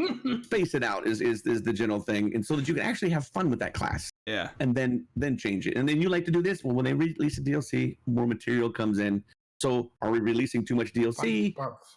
I mean, so there's all different ways of looking at this, and you're never going to make everybody happy. You're not. So, oh no, you can't. That's yeah, I know that. I do. In every walk of life, there. I like what you're saying too, Jebro. Is that you? Part of my fun, and this sounds stupid, is dummy humping. What do you think I do for 5? I mean, there's no need to bring a personal life into it, but okay. It's like, what do you think I do for 5 hours a day? Does it vibrate? I love how he rolls with it before I even started the thought. Throw me a freaking bone here. What do you think I do off stream? Like I'm off stream. I'm parsing. Oh right, sorry. You actually meant you're parsing off in game. Sorry, we're talking about the dummy. The old dummy.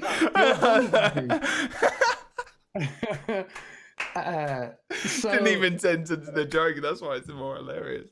Sorry, carry on. So like Excellent. that's what I do is I do build crafting, and I'm in the PTS when I can be and I'm even off the PTS. I'm sitting there with like, okay, I have a new character.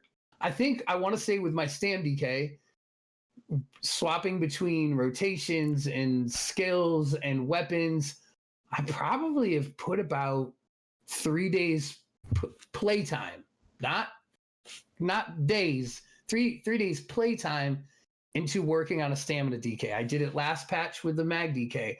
So I can figure out something that might be easier for like what to reference way back in the podcast when Retire was saying about people who are soup sandwiches. You come up with some great ones today.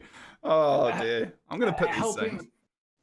Sorry. Helping those people who are in that position, make it easier for them. So that's why it's like when I say new players welcome, like I know that your dynamic rotation a lot of times is what's going to hit the hardest. I want to find a way to replicate said dynamic rotation, but in damage wise, in a static rotation. Because I has the dumb. My brain isn't like swap, hit these skills, swap.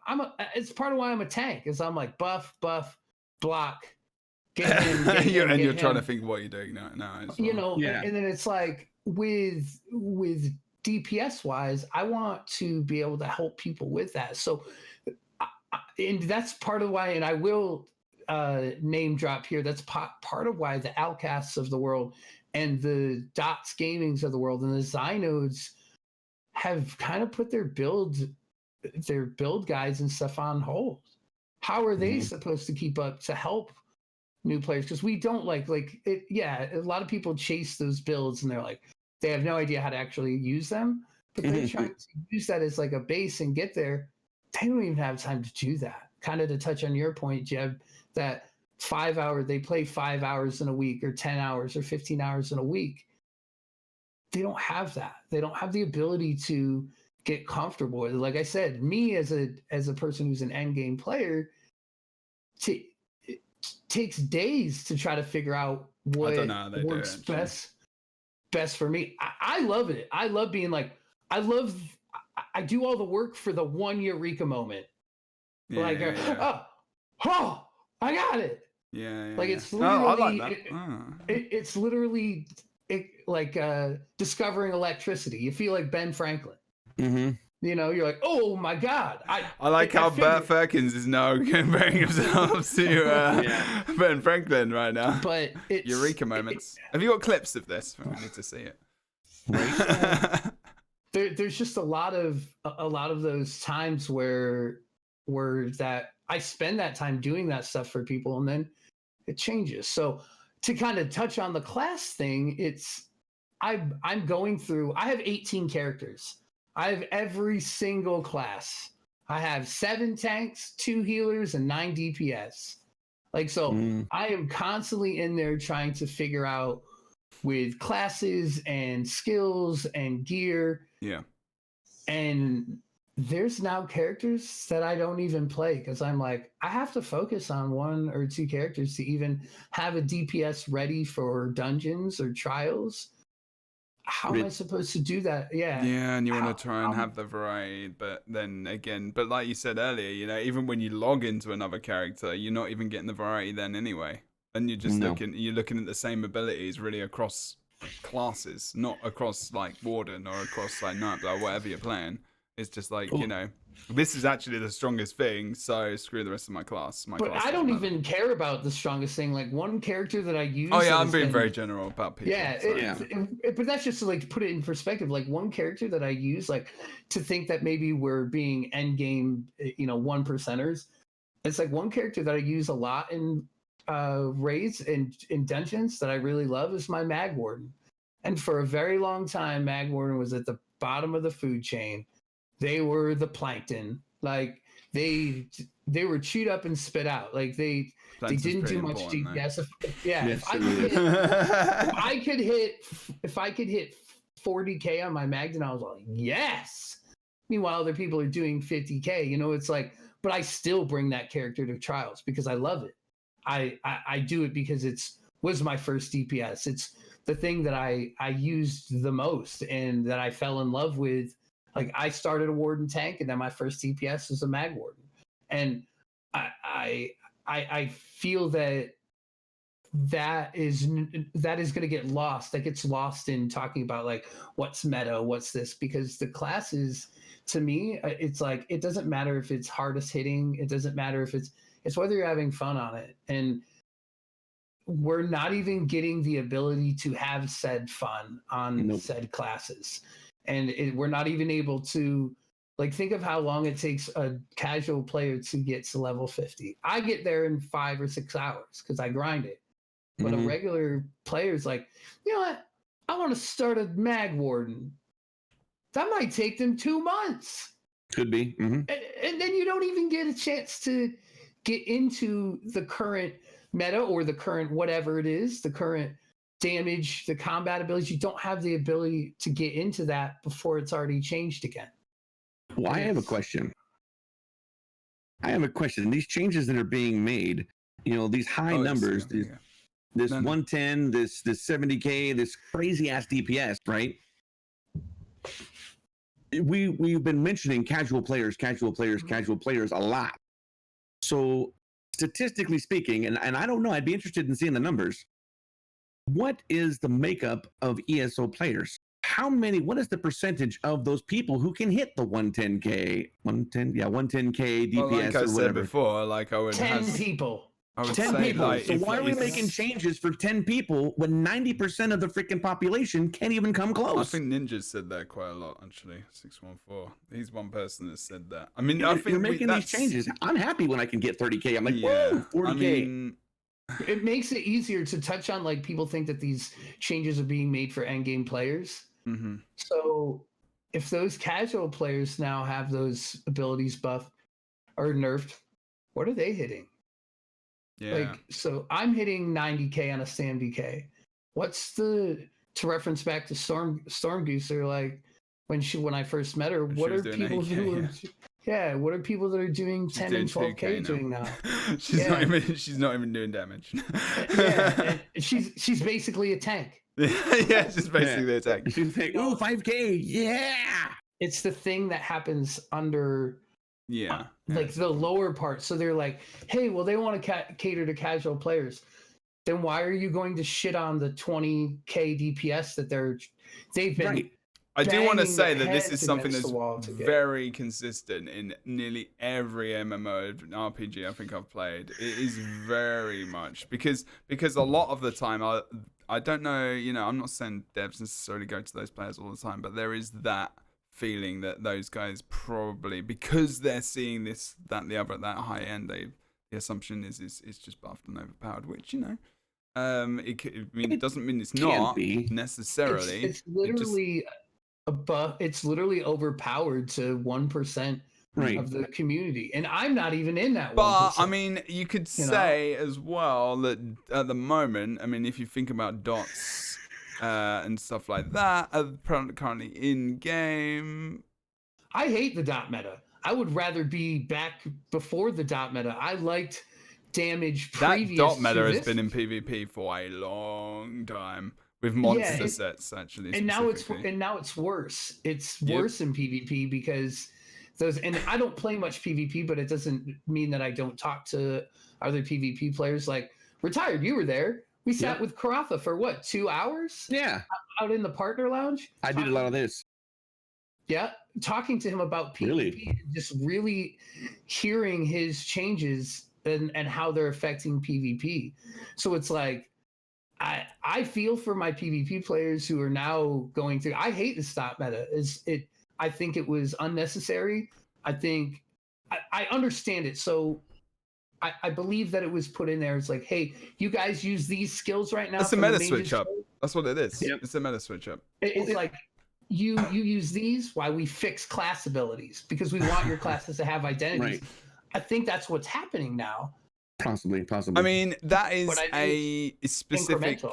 Yeah. I mean, it's a meta specific thing. So like in games, in MMORPGs, like in Guild Wars 2, again, you know, like conditions, which are the same as dots, or ticks, or whatever you want to call it in ESO. You would have a condition meta. You would have maybe a power meta.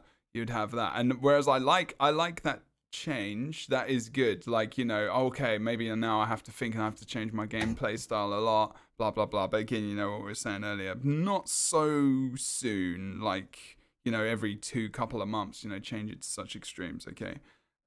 Quality of life, change some abilities, so maybe a couple of things change around, you know, something gets buffed a little bit here and there, you switch into your rotation, you have to rethink your gameplay a little bit, you know, not to the point where I literally have to get a brand new haircut to suit this person, but which I can't, right? Yeah. But leading with that information and going, I changed razors. Yeah, there you go. Oh god, I'll just throw it in a bin.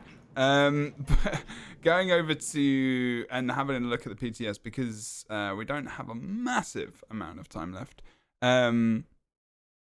And I'm just quickly looking through the rest of my notes. I don't think there's anything massive. Well, while you're looking at those notes, let me add this real quick. If DPS is so daggum high, why is it that we don't have a lot of people who have completed a lot of these dungeons on vet hard mode? If it's so hard, and then 2 guilds have completed. Two guilds out of guilds the have hundreds of completed thousands of people that play this game.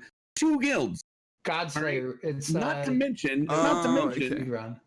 Not to mention, you know, yes, these people have God mode, right? And they're you know, super duper DPS. That's allowing the average player to get up to where they can pull 30k DPS to be able to do that last 25% on one of the dragons in freaking VSS. Got it. How many people awesome. are going for it though in the first place? Nobody is, because it's so freaking complicated. You can't have it. Do we know this for a fact though? That's an important thing. So Godslayer, to just say that. Yeah. There's a lot of guilds that are trying for it. It's kind of like the Destiny raid yesterday, like where they were like world's first. They were trying to get that. Godslayer is no death speedrun hard modes. There's a lot of guilds that are trying to do that. However, those guilds are in the 1%, right? But there's only two instances that Godslayer has been completed, like which was Hodor. Yeah, Hodor, and then I don't know the other one. I think it's mechanically challenged. I might be misspeaking, but like my friend Chewy is a part of it. Like those people, and the thing is those people in that 1%. Like I said, I have a very good friend Chewy who is an Immortal Redeemer, TikTok Tormentor, Griffin Heart, Godslayer. Like he's got all of the titles from No Death Speedrun hard mode on in all trials, right? In the whole world. And that's the thing is like those people are like, I worked with Chewy for probably 4 hours the other day on my stamina necro, and he was like, "Oh, you're doing 50k DPS? That's God tier." Like people think that you're hitting 30k, like, okay, I want to get to 50k. You don't need to. And if you nerf back the people that are doing that 100, and on a 6 mil they're doing 65, 60k DPS. Damn. On a 6 mil, if you nerf that back to now 70 and maybe 40, where are those other players? They're in the shit. Well, I mean, push them down to 20 or less. Yeah, this is where content. This is where I kind of want to look at the PTS a little tiny bit. A couple of notes that I made, and maybe the way things are going, because I think again, this is another opinion. It might not be that, and this is a different way of thinking about things as well. Is that they're maybe nerfing the stuff which is a little bit easier to get out there. Like, I mean, the problem is, I mean, at a base level, if you're balancing a game which is inherently has 3 modes, where you're versus players, like actual people, and you're versus PvE mobs, there's different things which go on, right? You kill something very fast in PvE, it feels good for the player. You die very quickly in PvP, in Cyrodiil and PvP, and PvP is a big part of what I do in a lot of different games, and PvE is as well. Okay. That feels pretty fucking horrible. It does. In PvP, that, and when that balance is not separated, which is a lot of work, and I definitely know that Guild Wars 2, they tried, and it is so difficult to do that. That is, you almost need a completely different dev team to just balance that shit. And does DOS not have the money to do so? I mean, well, but I mean that's another conversation. I don't know. I mean, it's not a conversation that there are still limitations. 2 words: battle spirit. So the thing that you're saying, like PvP feels really shitty right now because you're in a dot meta, which dots are now increased and they do harder damage and whatever, right. do more damage. So when you go into PvP, if you've noticed, your health goes up. Yep.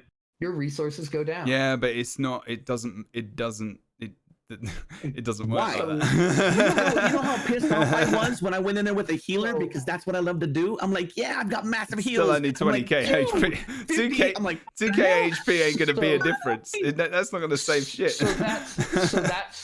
So the battle spirit to jump off of that is, why can't we tie skills to battle spirit? right. I mean, maybe, yeah. And that's, I mean, heal is like, Breath of Life is like a thing. Like they decrease the amount that heals in PvP. So I think that there are some separations. Yeah. They can do it.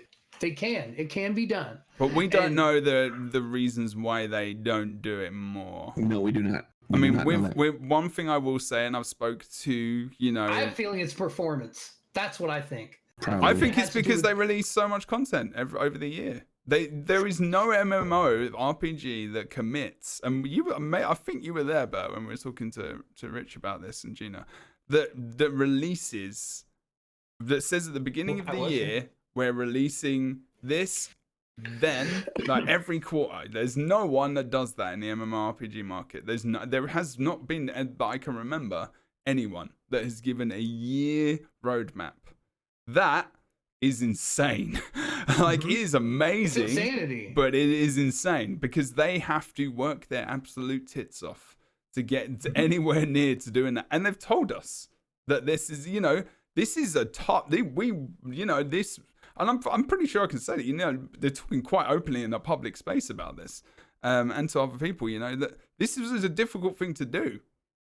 Like, getting out that content as well, like during that time, is like difficult enough. Then having everything else like balanced, and whether or not they employ new people, but then they have to get used to the game and then get used to the program and everything that, and then actually look at the abilities and everything else. It's still going to take a lot of time, and it is a very difficult thing. I understand what you're saying, Retired, but sometimes you can't just throw money at something. It's not as easy as that, right? Or is it? Or is it? Maybe. Challenge accepted. Whoa! I ain't getting hair no matter what happens. If you have a CP Cyrodiil and a non-CP Cyrodiil, you're already making massive changes based on what CPs you have.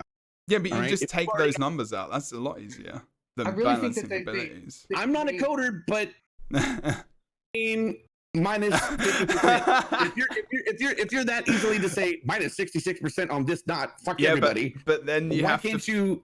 But it's dots and it's like power damage, and you need to balance it with other things like healing. It's in PvP specifically. You can balance it with healing. You've already screwed up our healing. Are you kidding me? Oh, you can do a lot of healing in PvP. Is pretty crazy in terms. You can with various skills and sets and stuff. But I mean, you've already nerfed the crap out of healing. You buffed the health points. You've taken away the resources. You can take away CPs or non-CPs based on what zone you go in. So you're telling me that it's impossible to say you're now in a PvP zone. Your dots won't hit for 1,000. They'll only hit for 500, thereby giving players the ability, because players, if you look at some of these mobs that we're killing, they've got however many hit points on there. We don't have 3 million hit points. We don't have what all this stuff but is. That's what I mean. Yeah. So percentage it down. why can't you change But this for PvP content? I guess then the other thing that happens then is the guys who aren't hitting as hard aren't. Oh yeah, like we said with PvE, I guess then that's another problem. It can't be done. You've already done it to some degree. Mm-hmm. Keep doing your shit. Let's go. Come on. Okay, let's go and have a And I think quick look at the notes because we've not got a lot of time left. So if there's anything looking at the notes, it's a good point. No, it's a good point. You know, this again, devil's advocate brings out the things. This asshole get him up my stream. Yeah. No, not at all. If we all agreed about everything, it would be a boring show. It'd just be us kissing ass. And that would just be boring. You know what I mean? We have to, it's important that we we don't have to agree on everything. We're all people. But I do think that they have the ability to do so. And when you have class reps that are constantly in there, I mean, and they're not paid. Class reps, it's a free. It's something that I tried to do. Maybe they should be paid. Well, that's an entire different discussion. I probably won't. ESO stream team members should be paid. True story. But I do think that there is a way to do it where you could maybe roll out, like maybe put a very small team, 3 or 4 guys coding, and then put it out to the class reps and be like, "Hey, dude, what do you think of this?" And they can be like, "It's shite," or "Hey, go through this, see what it does." Yeah. So I think there's a way to do it. I agree with you. I don't think throwing money at everything works. You can't just be like, we have a lot of money, we can make this happen, we can employ more people, because you do have to teach them the coding, teach them the game, all that stuff, teach them how things work. However, there is an ability. Maybe don't put out a new meta change for PTSs every DLC. Maybe employ some of those people to do the opposite side of things, because I feel bad for my PvP friends. Even though I don't PvP, I feel for y'all. Like it's not fun to deal with the lag, and I think that they're doing all this stuff towards performance and making those changes to affect PvPers, but then their biggest end of the player base gets the short end of the stick. Okay, I'm gonna shift us on because we've kind of drifted. We've drifted away from classes quite heavily. Although I guess classes is all of the things in the game. Okay, right. So, and I might be not 100% correct to these balance changes. I normally look at them before but their patch goes live in case things change. And this was what started. This was the beginning notes as well. So numbers may have changed on the little things, but generally looking at the notes, I kind of had a couple of notes in terms of general things. Notes on Notes on notes. Yeah, basically. I think I've said notes so you like can note 5 times. That's sticking over your screen. I mean, I do that on my monitor though. But a lot of all I see is tick damage reduced by in various places by 50%, 60%. Poison arrow reduced tick damage by 63%. Soul trap is a big one. Reduced OP as hell anyway. Reduced. Well, that's going to be good in PvP. Reduced damage tick and its morphs by 50%. I think what was it? Fighters Guild, like Trap Beast reduced the dot of ability and morphs by 63%. Entropy no longer gives major sorcery, as an example, which was plus 20% spell damage. That was the G-Gen, yeah. Yeah. And reduced damage by 50% for all versions as well. That's morphs and things. Yeah, is that morphs? So every morph, yeah. So that's still pretty big, though, isn't it? Right. So with the sorcery. To touch on classes, and maybe because there have been classes, and this would be my wheelhouse. Okay. Like, I'm so happy about the Warden changes.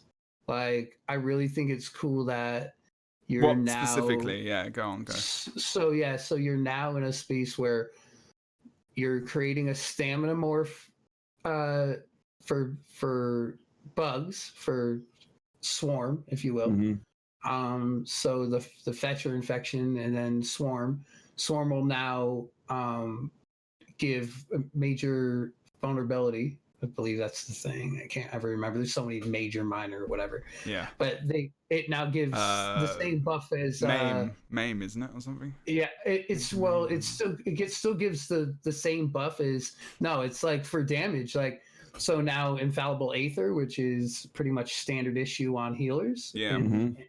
That's goodbye because now you just run a warden puts swarm on it.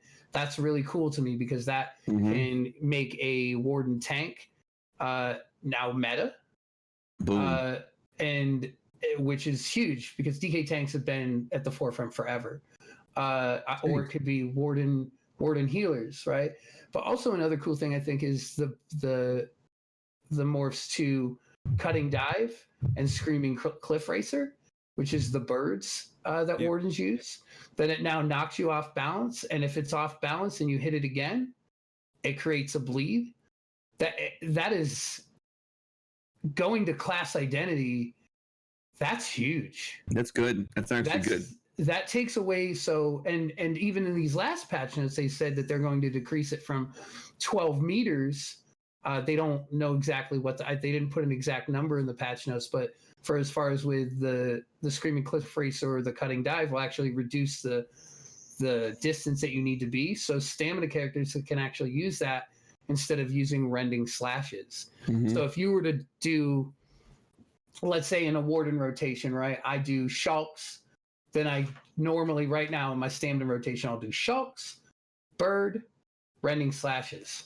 In this world that we're doing is shulks, birds for the off balance, bird again for the bleed. Yeah. Goodbye rending slashes. So that's goodbye dual wield ability. Yeah. Thank the Lord that we're able Isn't to that take getting nerfed anyway?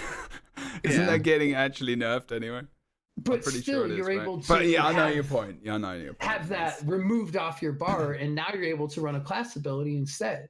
Right. And the same thing now now soul traps fired into the sun, right? Yep. Yeah. You have swarm that you can replace it with. So now, as a stamina warden, you're able to give that vulnerability for your group just by doing your rotation.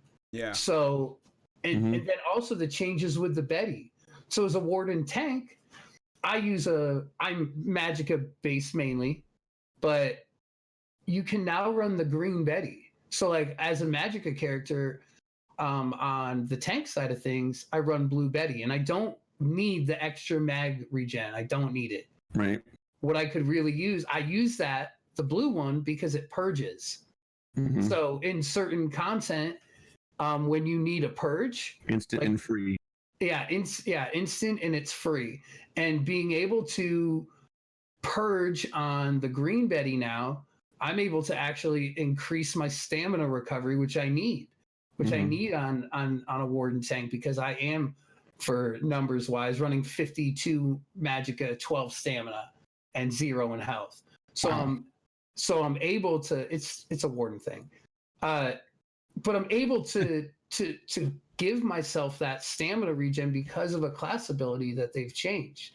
So now they're giving more versatility to it, where when I need a purge in, say, Veteran Hall of Fabrication or March of Sacrifices or like hard mode, like that kind of stuff where I need that purge, I can actually use something that's helpful towards my class rather than just using it because of the purge.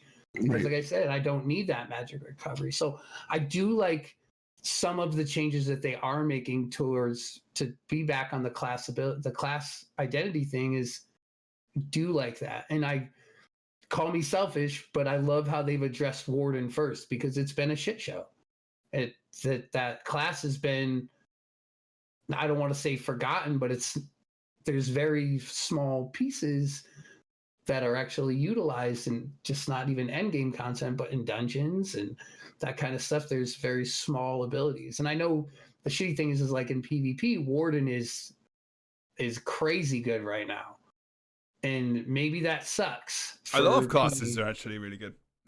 It's more than what we were talking about earlier. The weapon abilities and the guild abilities that are actually really good as well. It's the survivability of stuff and so it's like crazy. Adding those things to to the warden and being able to make them more unique.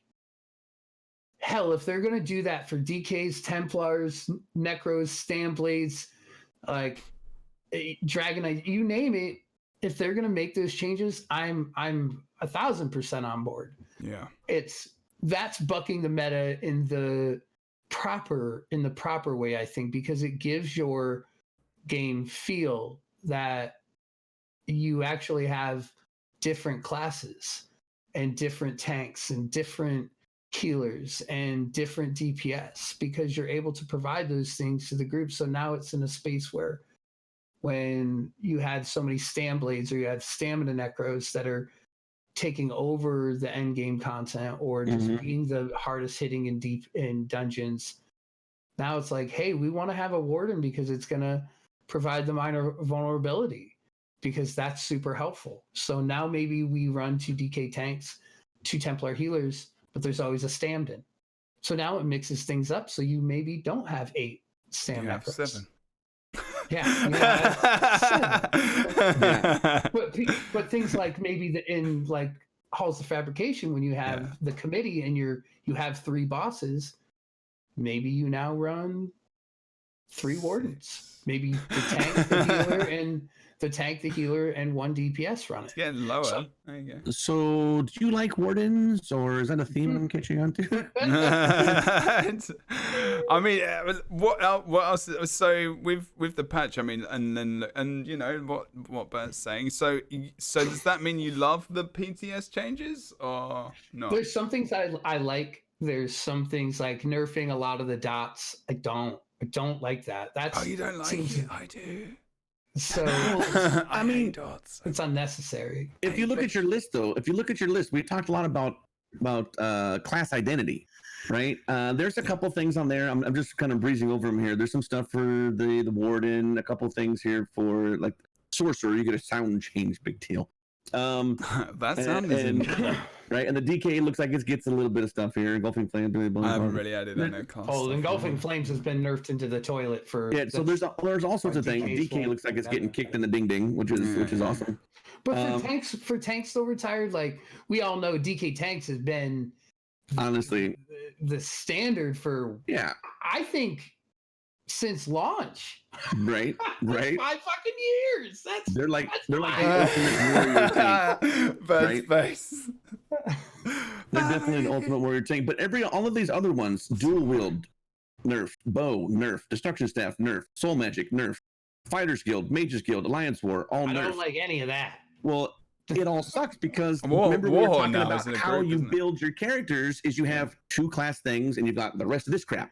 Yeah. Well, if you're nerfing this to the point where that no longer becomes meta, you're going to probably start relying more on your class skills, which in turn gives you, see how this is working out, fellas? And I know you guys understand this, but maybe people in chat didn't understand this. They're trying to bring that class identity back. And we've also talked about, let's have 8 Stam Crows in a raid or a trial because they do the best damage. Well, like you said, let's put a Warden in there. They've got those buffs and debuffs. Let's put a Sorcerer in there, buffs and debuffs. You want to have, unlike other games that I played, #AQ, you want to have certain classes because they bring more to the table than just DPS. Yeah. You don't necessarily have to rely on the armor that they're wearing because it's a class ability. And so, like you were saying, Warden, Necro, freaking Templar, all of this stuff, they all have great stuff. The Templar can throw shards and it's not even the healer. Things that can take place. Ember in chat that we are talking about we want class identity, by the way. That's what we're saying. Yeah, and so we do want it. Yeah, I like that because it makes me feel like maybe this patch is to shit on all the things that are currently doing all that, right? Right. And maybe we see next patch now class abilities. We can hope. And I don't mean like they're rising to the top because these other things are being nerfed. Maybe they're nerfing these things down to now replace them with the class abilities and the unique things like we're saying, doing the Warden. Off balance plus bleed plus adding minor vulnerability. Well, that's you don't crazy really like good. The Necro with the scythe puts things off balance. So, but not a single build, read my lips, not a single build out there that I have seen, and I haven't looked at them all, has the scythe on their freaking bar. I think I know like one guy who runs it. He's really good, but I think How there's many- one guy. It's just one guy. How many Templar builds That's don't the have guy, the yeah. jabby jabs? How many Amazing. Templar builds? They're kind of their bread and butter. That's what they do. Jabby jab, heal, whatever. I don't. Shut up. You Shut don't up. have This that? is my You don't story. have that on your This is my Templar? story. What are you doing? What are you doing Yeah. with your life? I use the scythe all the time. I love that thing. It's like, oh shit. And you're healing things and you set things off balance and it helps the rest of the group out. But yeah, so class I think you're identity right, is though. muy importante. That means very, very important. Yeah, I think probably We all all know follow that. along at home. So, but I like how that has the possibility if that's where we're going and we're scorching the earth of all of these. Is scorching the earth a thing with you? It's like, this is a saying Yeah, that you've scorched said. earth, he does. We're going Scorching the scorched earth. earth. We're just taking guild abilities and we're taking weapon abilities and Yeah. we're reducing how important they are to make your class abilities. And like I said, we can all hope, like Retired said, we can all hope that the next patch maybe they'll be raising things in class lines where either they're adding those buffs that maybe those things give or they're giving that DPS. It would be the biggest. So if we have to suffer through the shittiest of shit right now to get to a place where we feel like we're playing different things, I will do 10 DPS. I don't give a shit.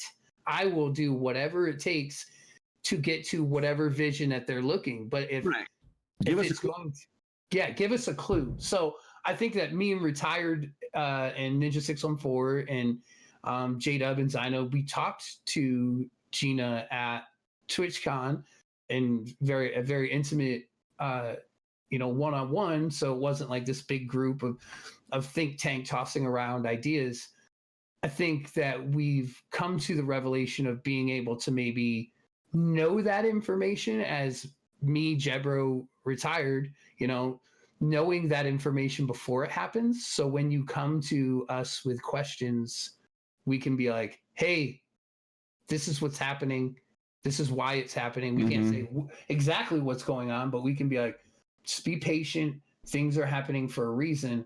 Because I know probably Jeb and Retired and me and Ninja614 and J-Dub and Zynode and all of the bigger streamers on the stream team, even in Classy Katie, like when you come into our chat and you're saying, hey, why are they doing this? Rabble, rabble, rabble, rabble, rabble, rabble, rabble. Yeah. We can answer that for you. Yeah, you can keep your pitchfork and your torch. Just Oh, I can ban Put you. that I mean, torch there up. is also Yeah. that. And I think we as Twitch streamers we foster a very positive community because anyone who's negative gets fucking fired into the sun. Later, Gator, you're gone. You're gone. Get out of here. Like, so I think that we get a lot of the positivity and we can give the feedback that forums maybe don't, because it's not just a 24-hour, anyone who's in there, as long as you're not dropping hate speech, can sit there and post on the forums. But in our Twitch streams, it's more of like we foster this community of really good players or helpful players or people with ideas or people who are actually playing the game or doing the PTS or watching me play the PTS. Like, we can do that for these notes, and hopefully class identity at the end of the day is what rings through, because it is becoming exhausting and there is a lot of burnout from a lot of players and streamers because of that, of feeling like you have 7 different DPS and they all do the same thing. Yeah, you don't want to play a stamina Kara sorcerer flavored or a stamina character warden flavored, because you've got a little bit of sprinkle of 1 or 2 skills on there. And to touch on Izzy in chat, people said be patient with Cyrodiil 5 years ago too. Here's the thing, man. Here's the thing. You have a valid point, and you're right. But you gotta be patient. And if you don't, and if you really are unhappy, then by all means, do what you gotta do. But a lot of things come in time, and there are so many freaking things Wieners. Wow. I had to use my channel points, okay? You gotta be. We're going I have to channel hold points too. Hold on, I got channel points. You do have I channel points. agree though with you, Retired. I think it's being like the patience, like, and also we didn't exist 5 years ago. So the ability to reach out to us who have a Oh, okay. I was like, where were you? You just instantly turned into like a 30-year-old guy at like the age of 0. I didn't exist. We weren't here. What happened? yeah. My God. Yeah, We I just didn't. But play it's this game actually from the future. It's Terminator all over again. It's coming in. That's what I he think said I today. think good things are Scorched happening for this game. I think that there are good things are happening for this game, and when they do the class raise, they're gonna kind of nullify the other ones, which kind of suck because there's some pretty cool skills in there, and maybe you'll use it for a utility, but you know they're gonna have to put something on there with the class skills, and we're gonna be like, look, I play a warden, I play a whatever. Keep saying warden because it's been stuck in my ear for the last 2 fucking hours. But yeah. Whatever it is, the case may be patient, guys. It will happen. This is a great community and a great freaking game. It's just going through some bumps and bruises. It's like running through a parking lot at 50 miles an hour. You're going to hit speed bumps. I think it's like a 5-year marriage, man. Oh, Like Jesus, 5 meters.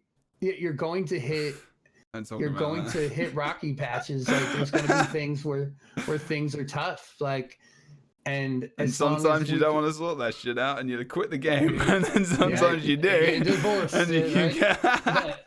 But I think that like it's basically like that. Like there's going to be rocky times. There's going to be this part because I really think, and with all due respect, I really think that at the beginning of this game, I think people had heads up their asses. They had no idea what they had.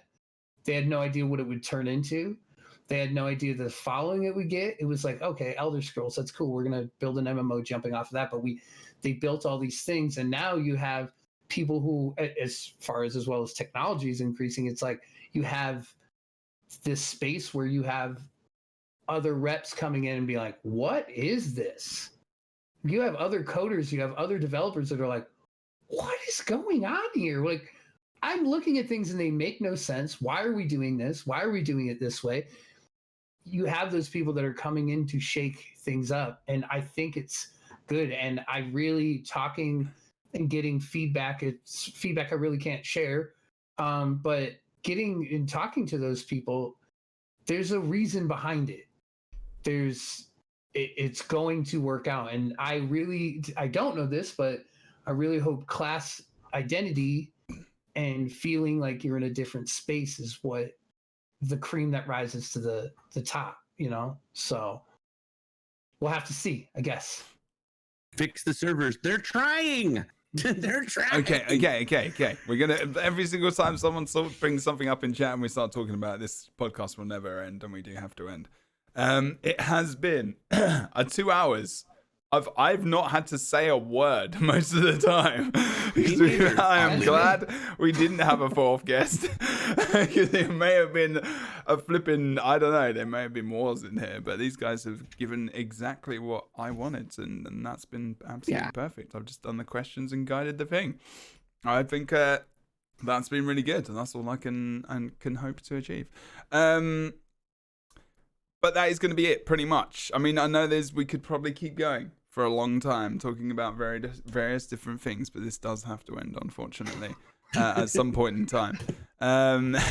I'm just looking for see if there's anything else. I don't know if you want to add a very, very quick last remark before we go, and then I'll ask you maybe to do a little bit of an outro of yourself. But is there anything else you guys want to mention very quickly, or just a last comment? You've both been fantastic, actually, giving me different points of view as well, and I always say things not necessarily in agreement or disagreement, but to test the waters and to make, invite some different kind of conversation, maybe, defend points and whatnot. That's kind of the aim, rather than just make statements, which is always good. And that's happened today. So is there anything you guys want to say as a last comment or remark, maybe, Bert? If you want to go first. I would say that ESO in Elder Scrolls Online is not dead. No, it's not dead. No, it's definitely not. It's not in a place of panic. I'm really excited to see what the next, 6 months to a year bring. I really look forward to performance. I look forward to all that. And it's been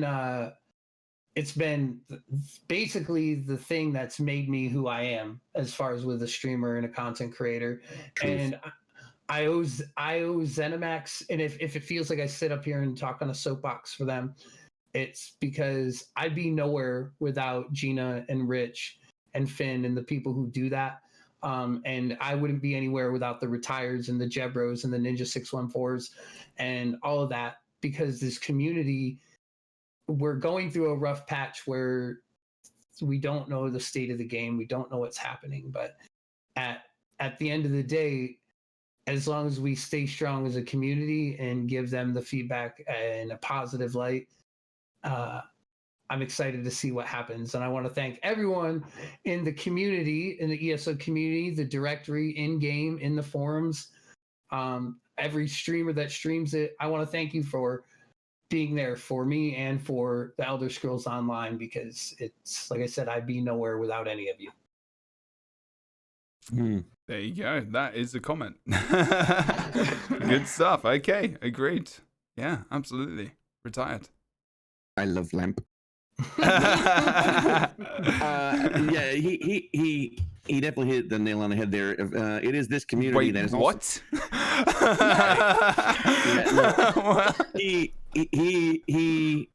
This community. I was a streamer of no substance really prior to. I joined this community. You guys have welcomed me with open arms and helped me, guide me, get better as a streamer and as a player in the game. And I truly appreciate that 100%.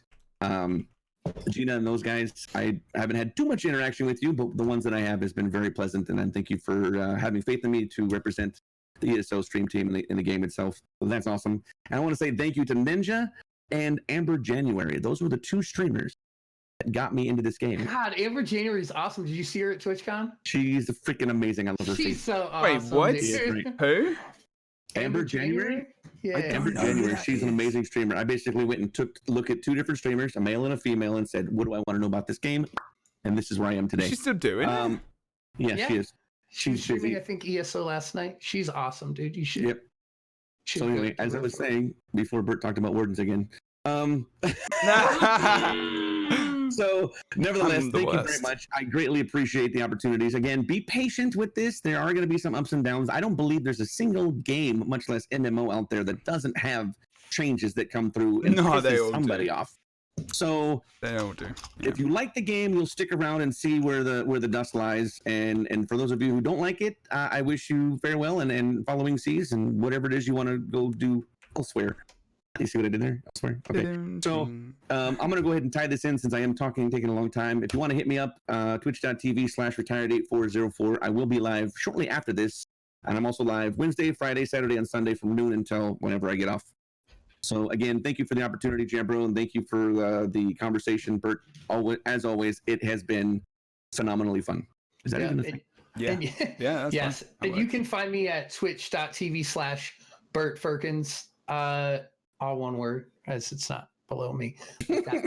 But all one word. I stream Sundays through Thursdays. So if you want to come check me out and hear me say fuck words on the internet, then I think they did that today. Don't worry. I don't think there's. It's way God worse. damn it, Bert! But if you want to come check me out, you can do that and follow me on Twitter or Instagram at Bert Ferkins. I post when I go live there as well. I mean, they did their own outros. I didn't even need to do that. I mean, we knew it was coming, brother. See that, guys. Yeah, okay, bye now. So Ferkins and I, we're having this. Our next topic of conversation is Wardens versus Necros. Ready, go. I'm going to do an outro for myself now. Okay. Guys, again, thank you so much. We do this show every 2 weeks. I try to put it on as much as possible. I am in grad school at the moment, so I just started. So it is tough to maybe get this out every 2 weeks, but we've done it so far, so we're going to keep doing it. If you want to come to my Twitch stream, it's going to be twitch.tv/JebroUnity. So if you do want to come and check that out. I do stream full time as well, so life is busy. So if you do want to come and do that, then you're very welcome. We are on Twitter as well, Jebro Unity everywhere. So if you do want to come and check us out, come and do that. We do the podcast live on a Sunday every 2 weeks. So today is the 6th. It's the 6th. Yeah, it's the 6th. Bloody hell. It's the 6th of October. So if you come in 2 weeks, you will see us live at 11 a.m. Pacific, and that's 6 p.m. GMT. Obviously until times change, and that will change again. Oh no, well, it won't so much actually if I say GMT, and that's fine. So yeah, that's pretty much it. And I want to say thank you again to Bert Ferkins and Retired for joining us. Fantastic show. Talking about classes. You may not have heard everything you wanted to hear today, but we've got 2 hours. I'm sure you will be able to listen to past and future podcasts to get your little bit of a fix. Otherwise, that is going to be the end of today's show, and we will see you. Oh, well, I will see you in 2 weeks. We might see these guys again. You never know. Talking about wardens. Talking about something else.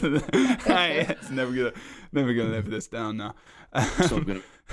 But other than that, Thank you. It's been an honor, Jebro. Thank you. it's been awesome. Yeah. Awesome to have you guys. So we're gonna give you a cheeky little wave, and we're gonna bugger off. So thank you for watching again on episode 17 of the Ciao, New Bella. Companions podcast. We'll see you soon.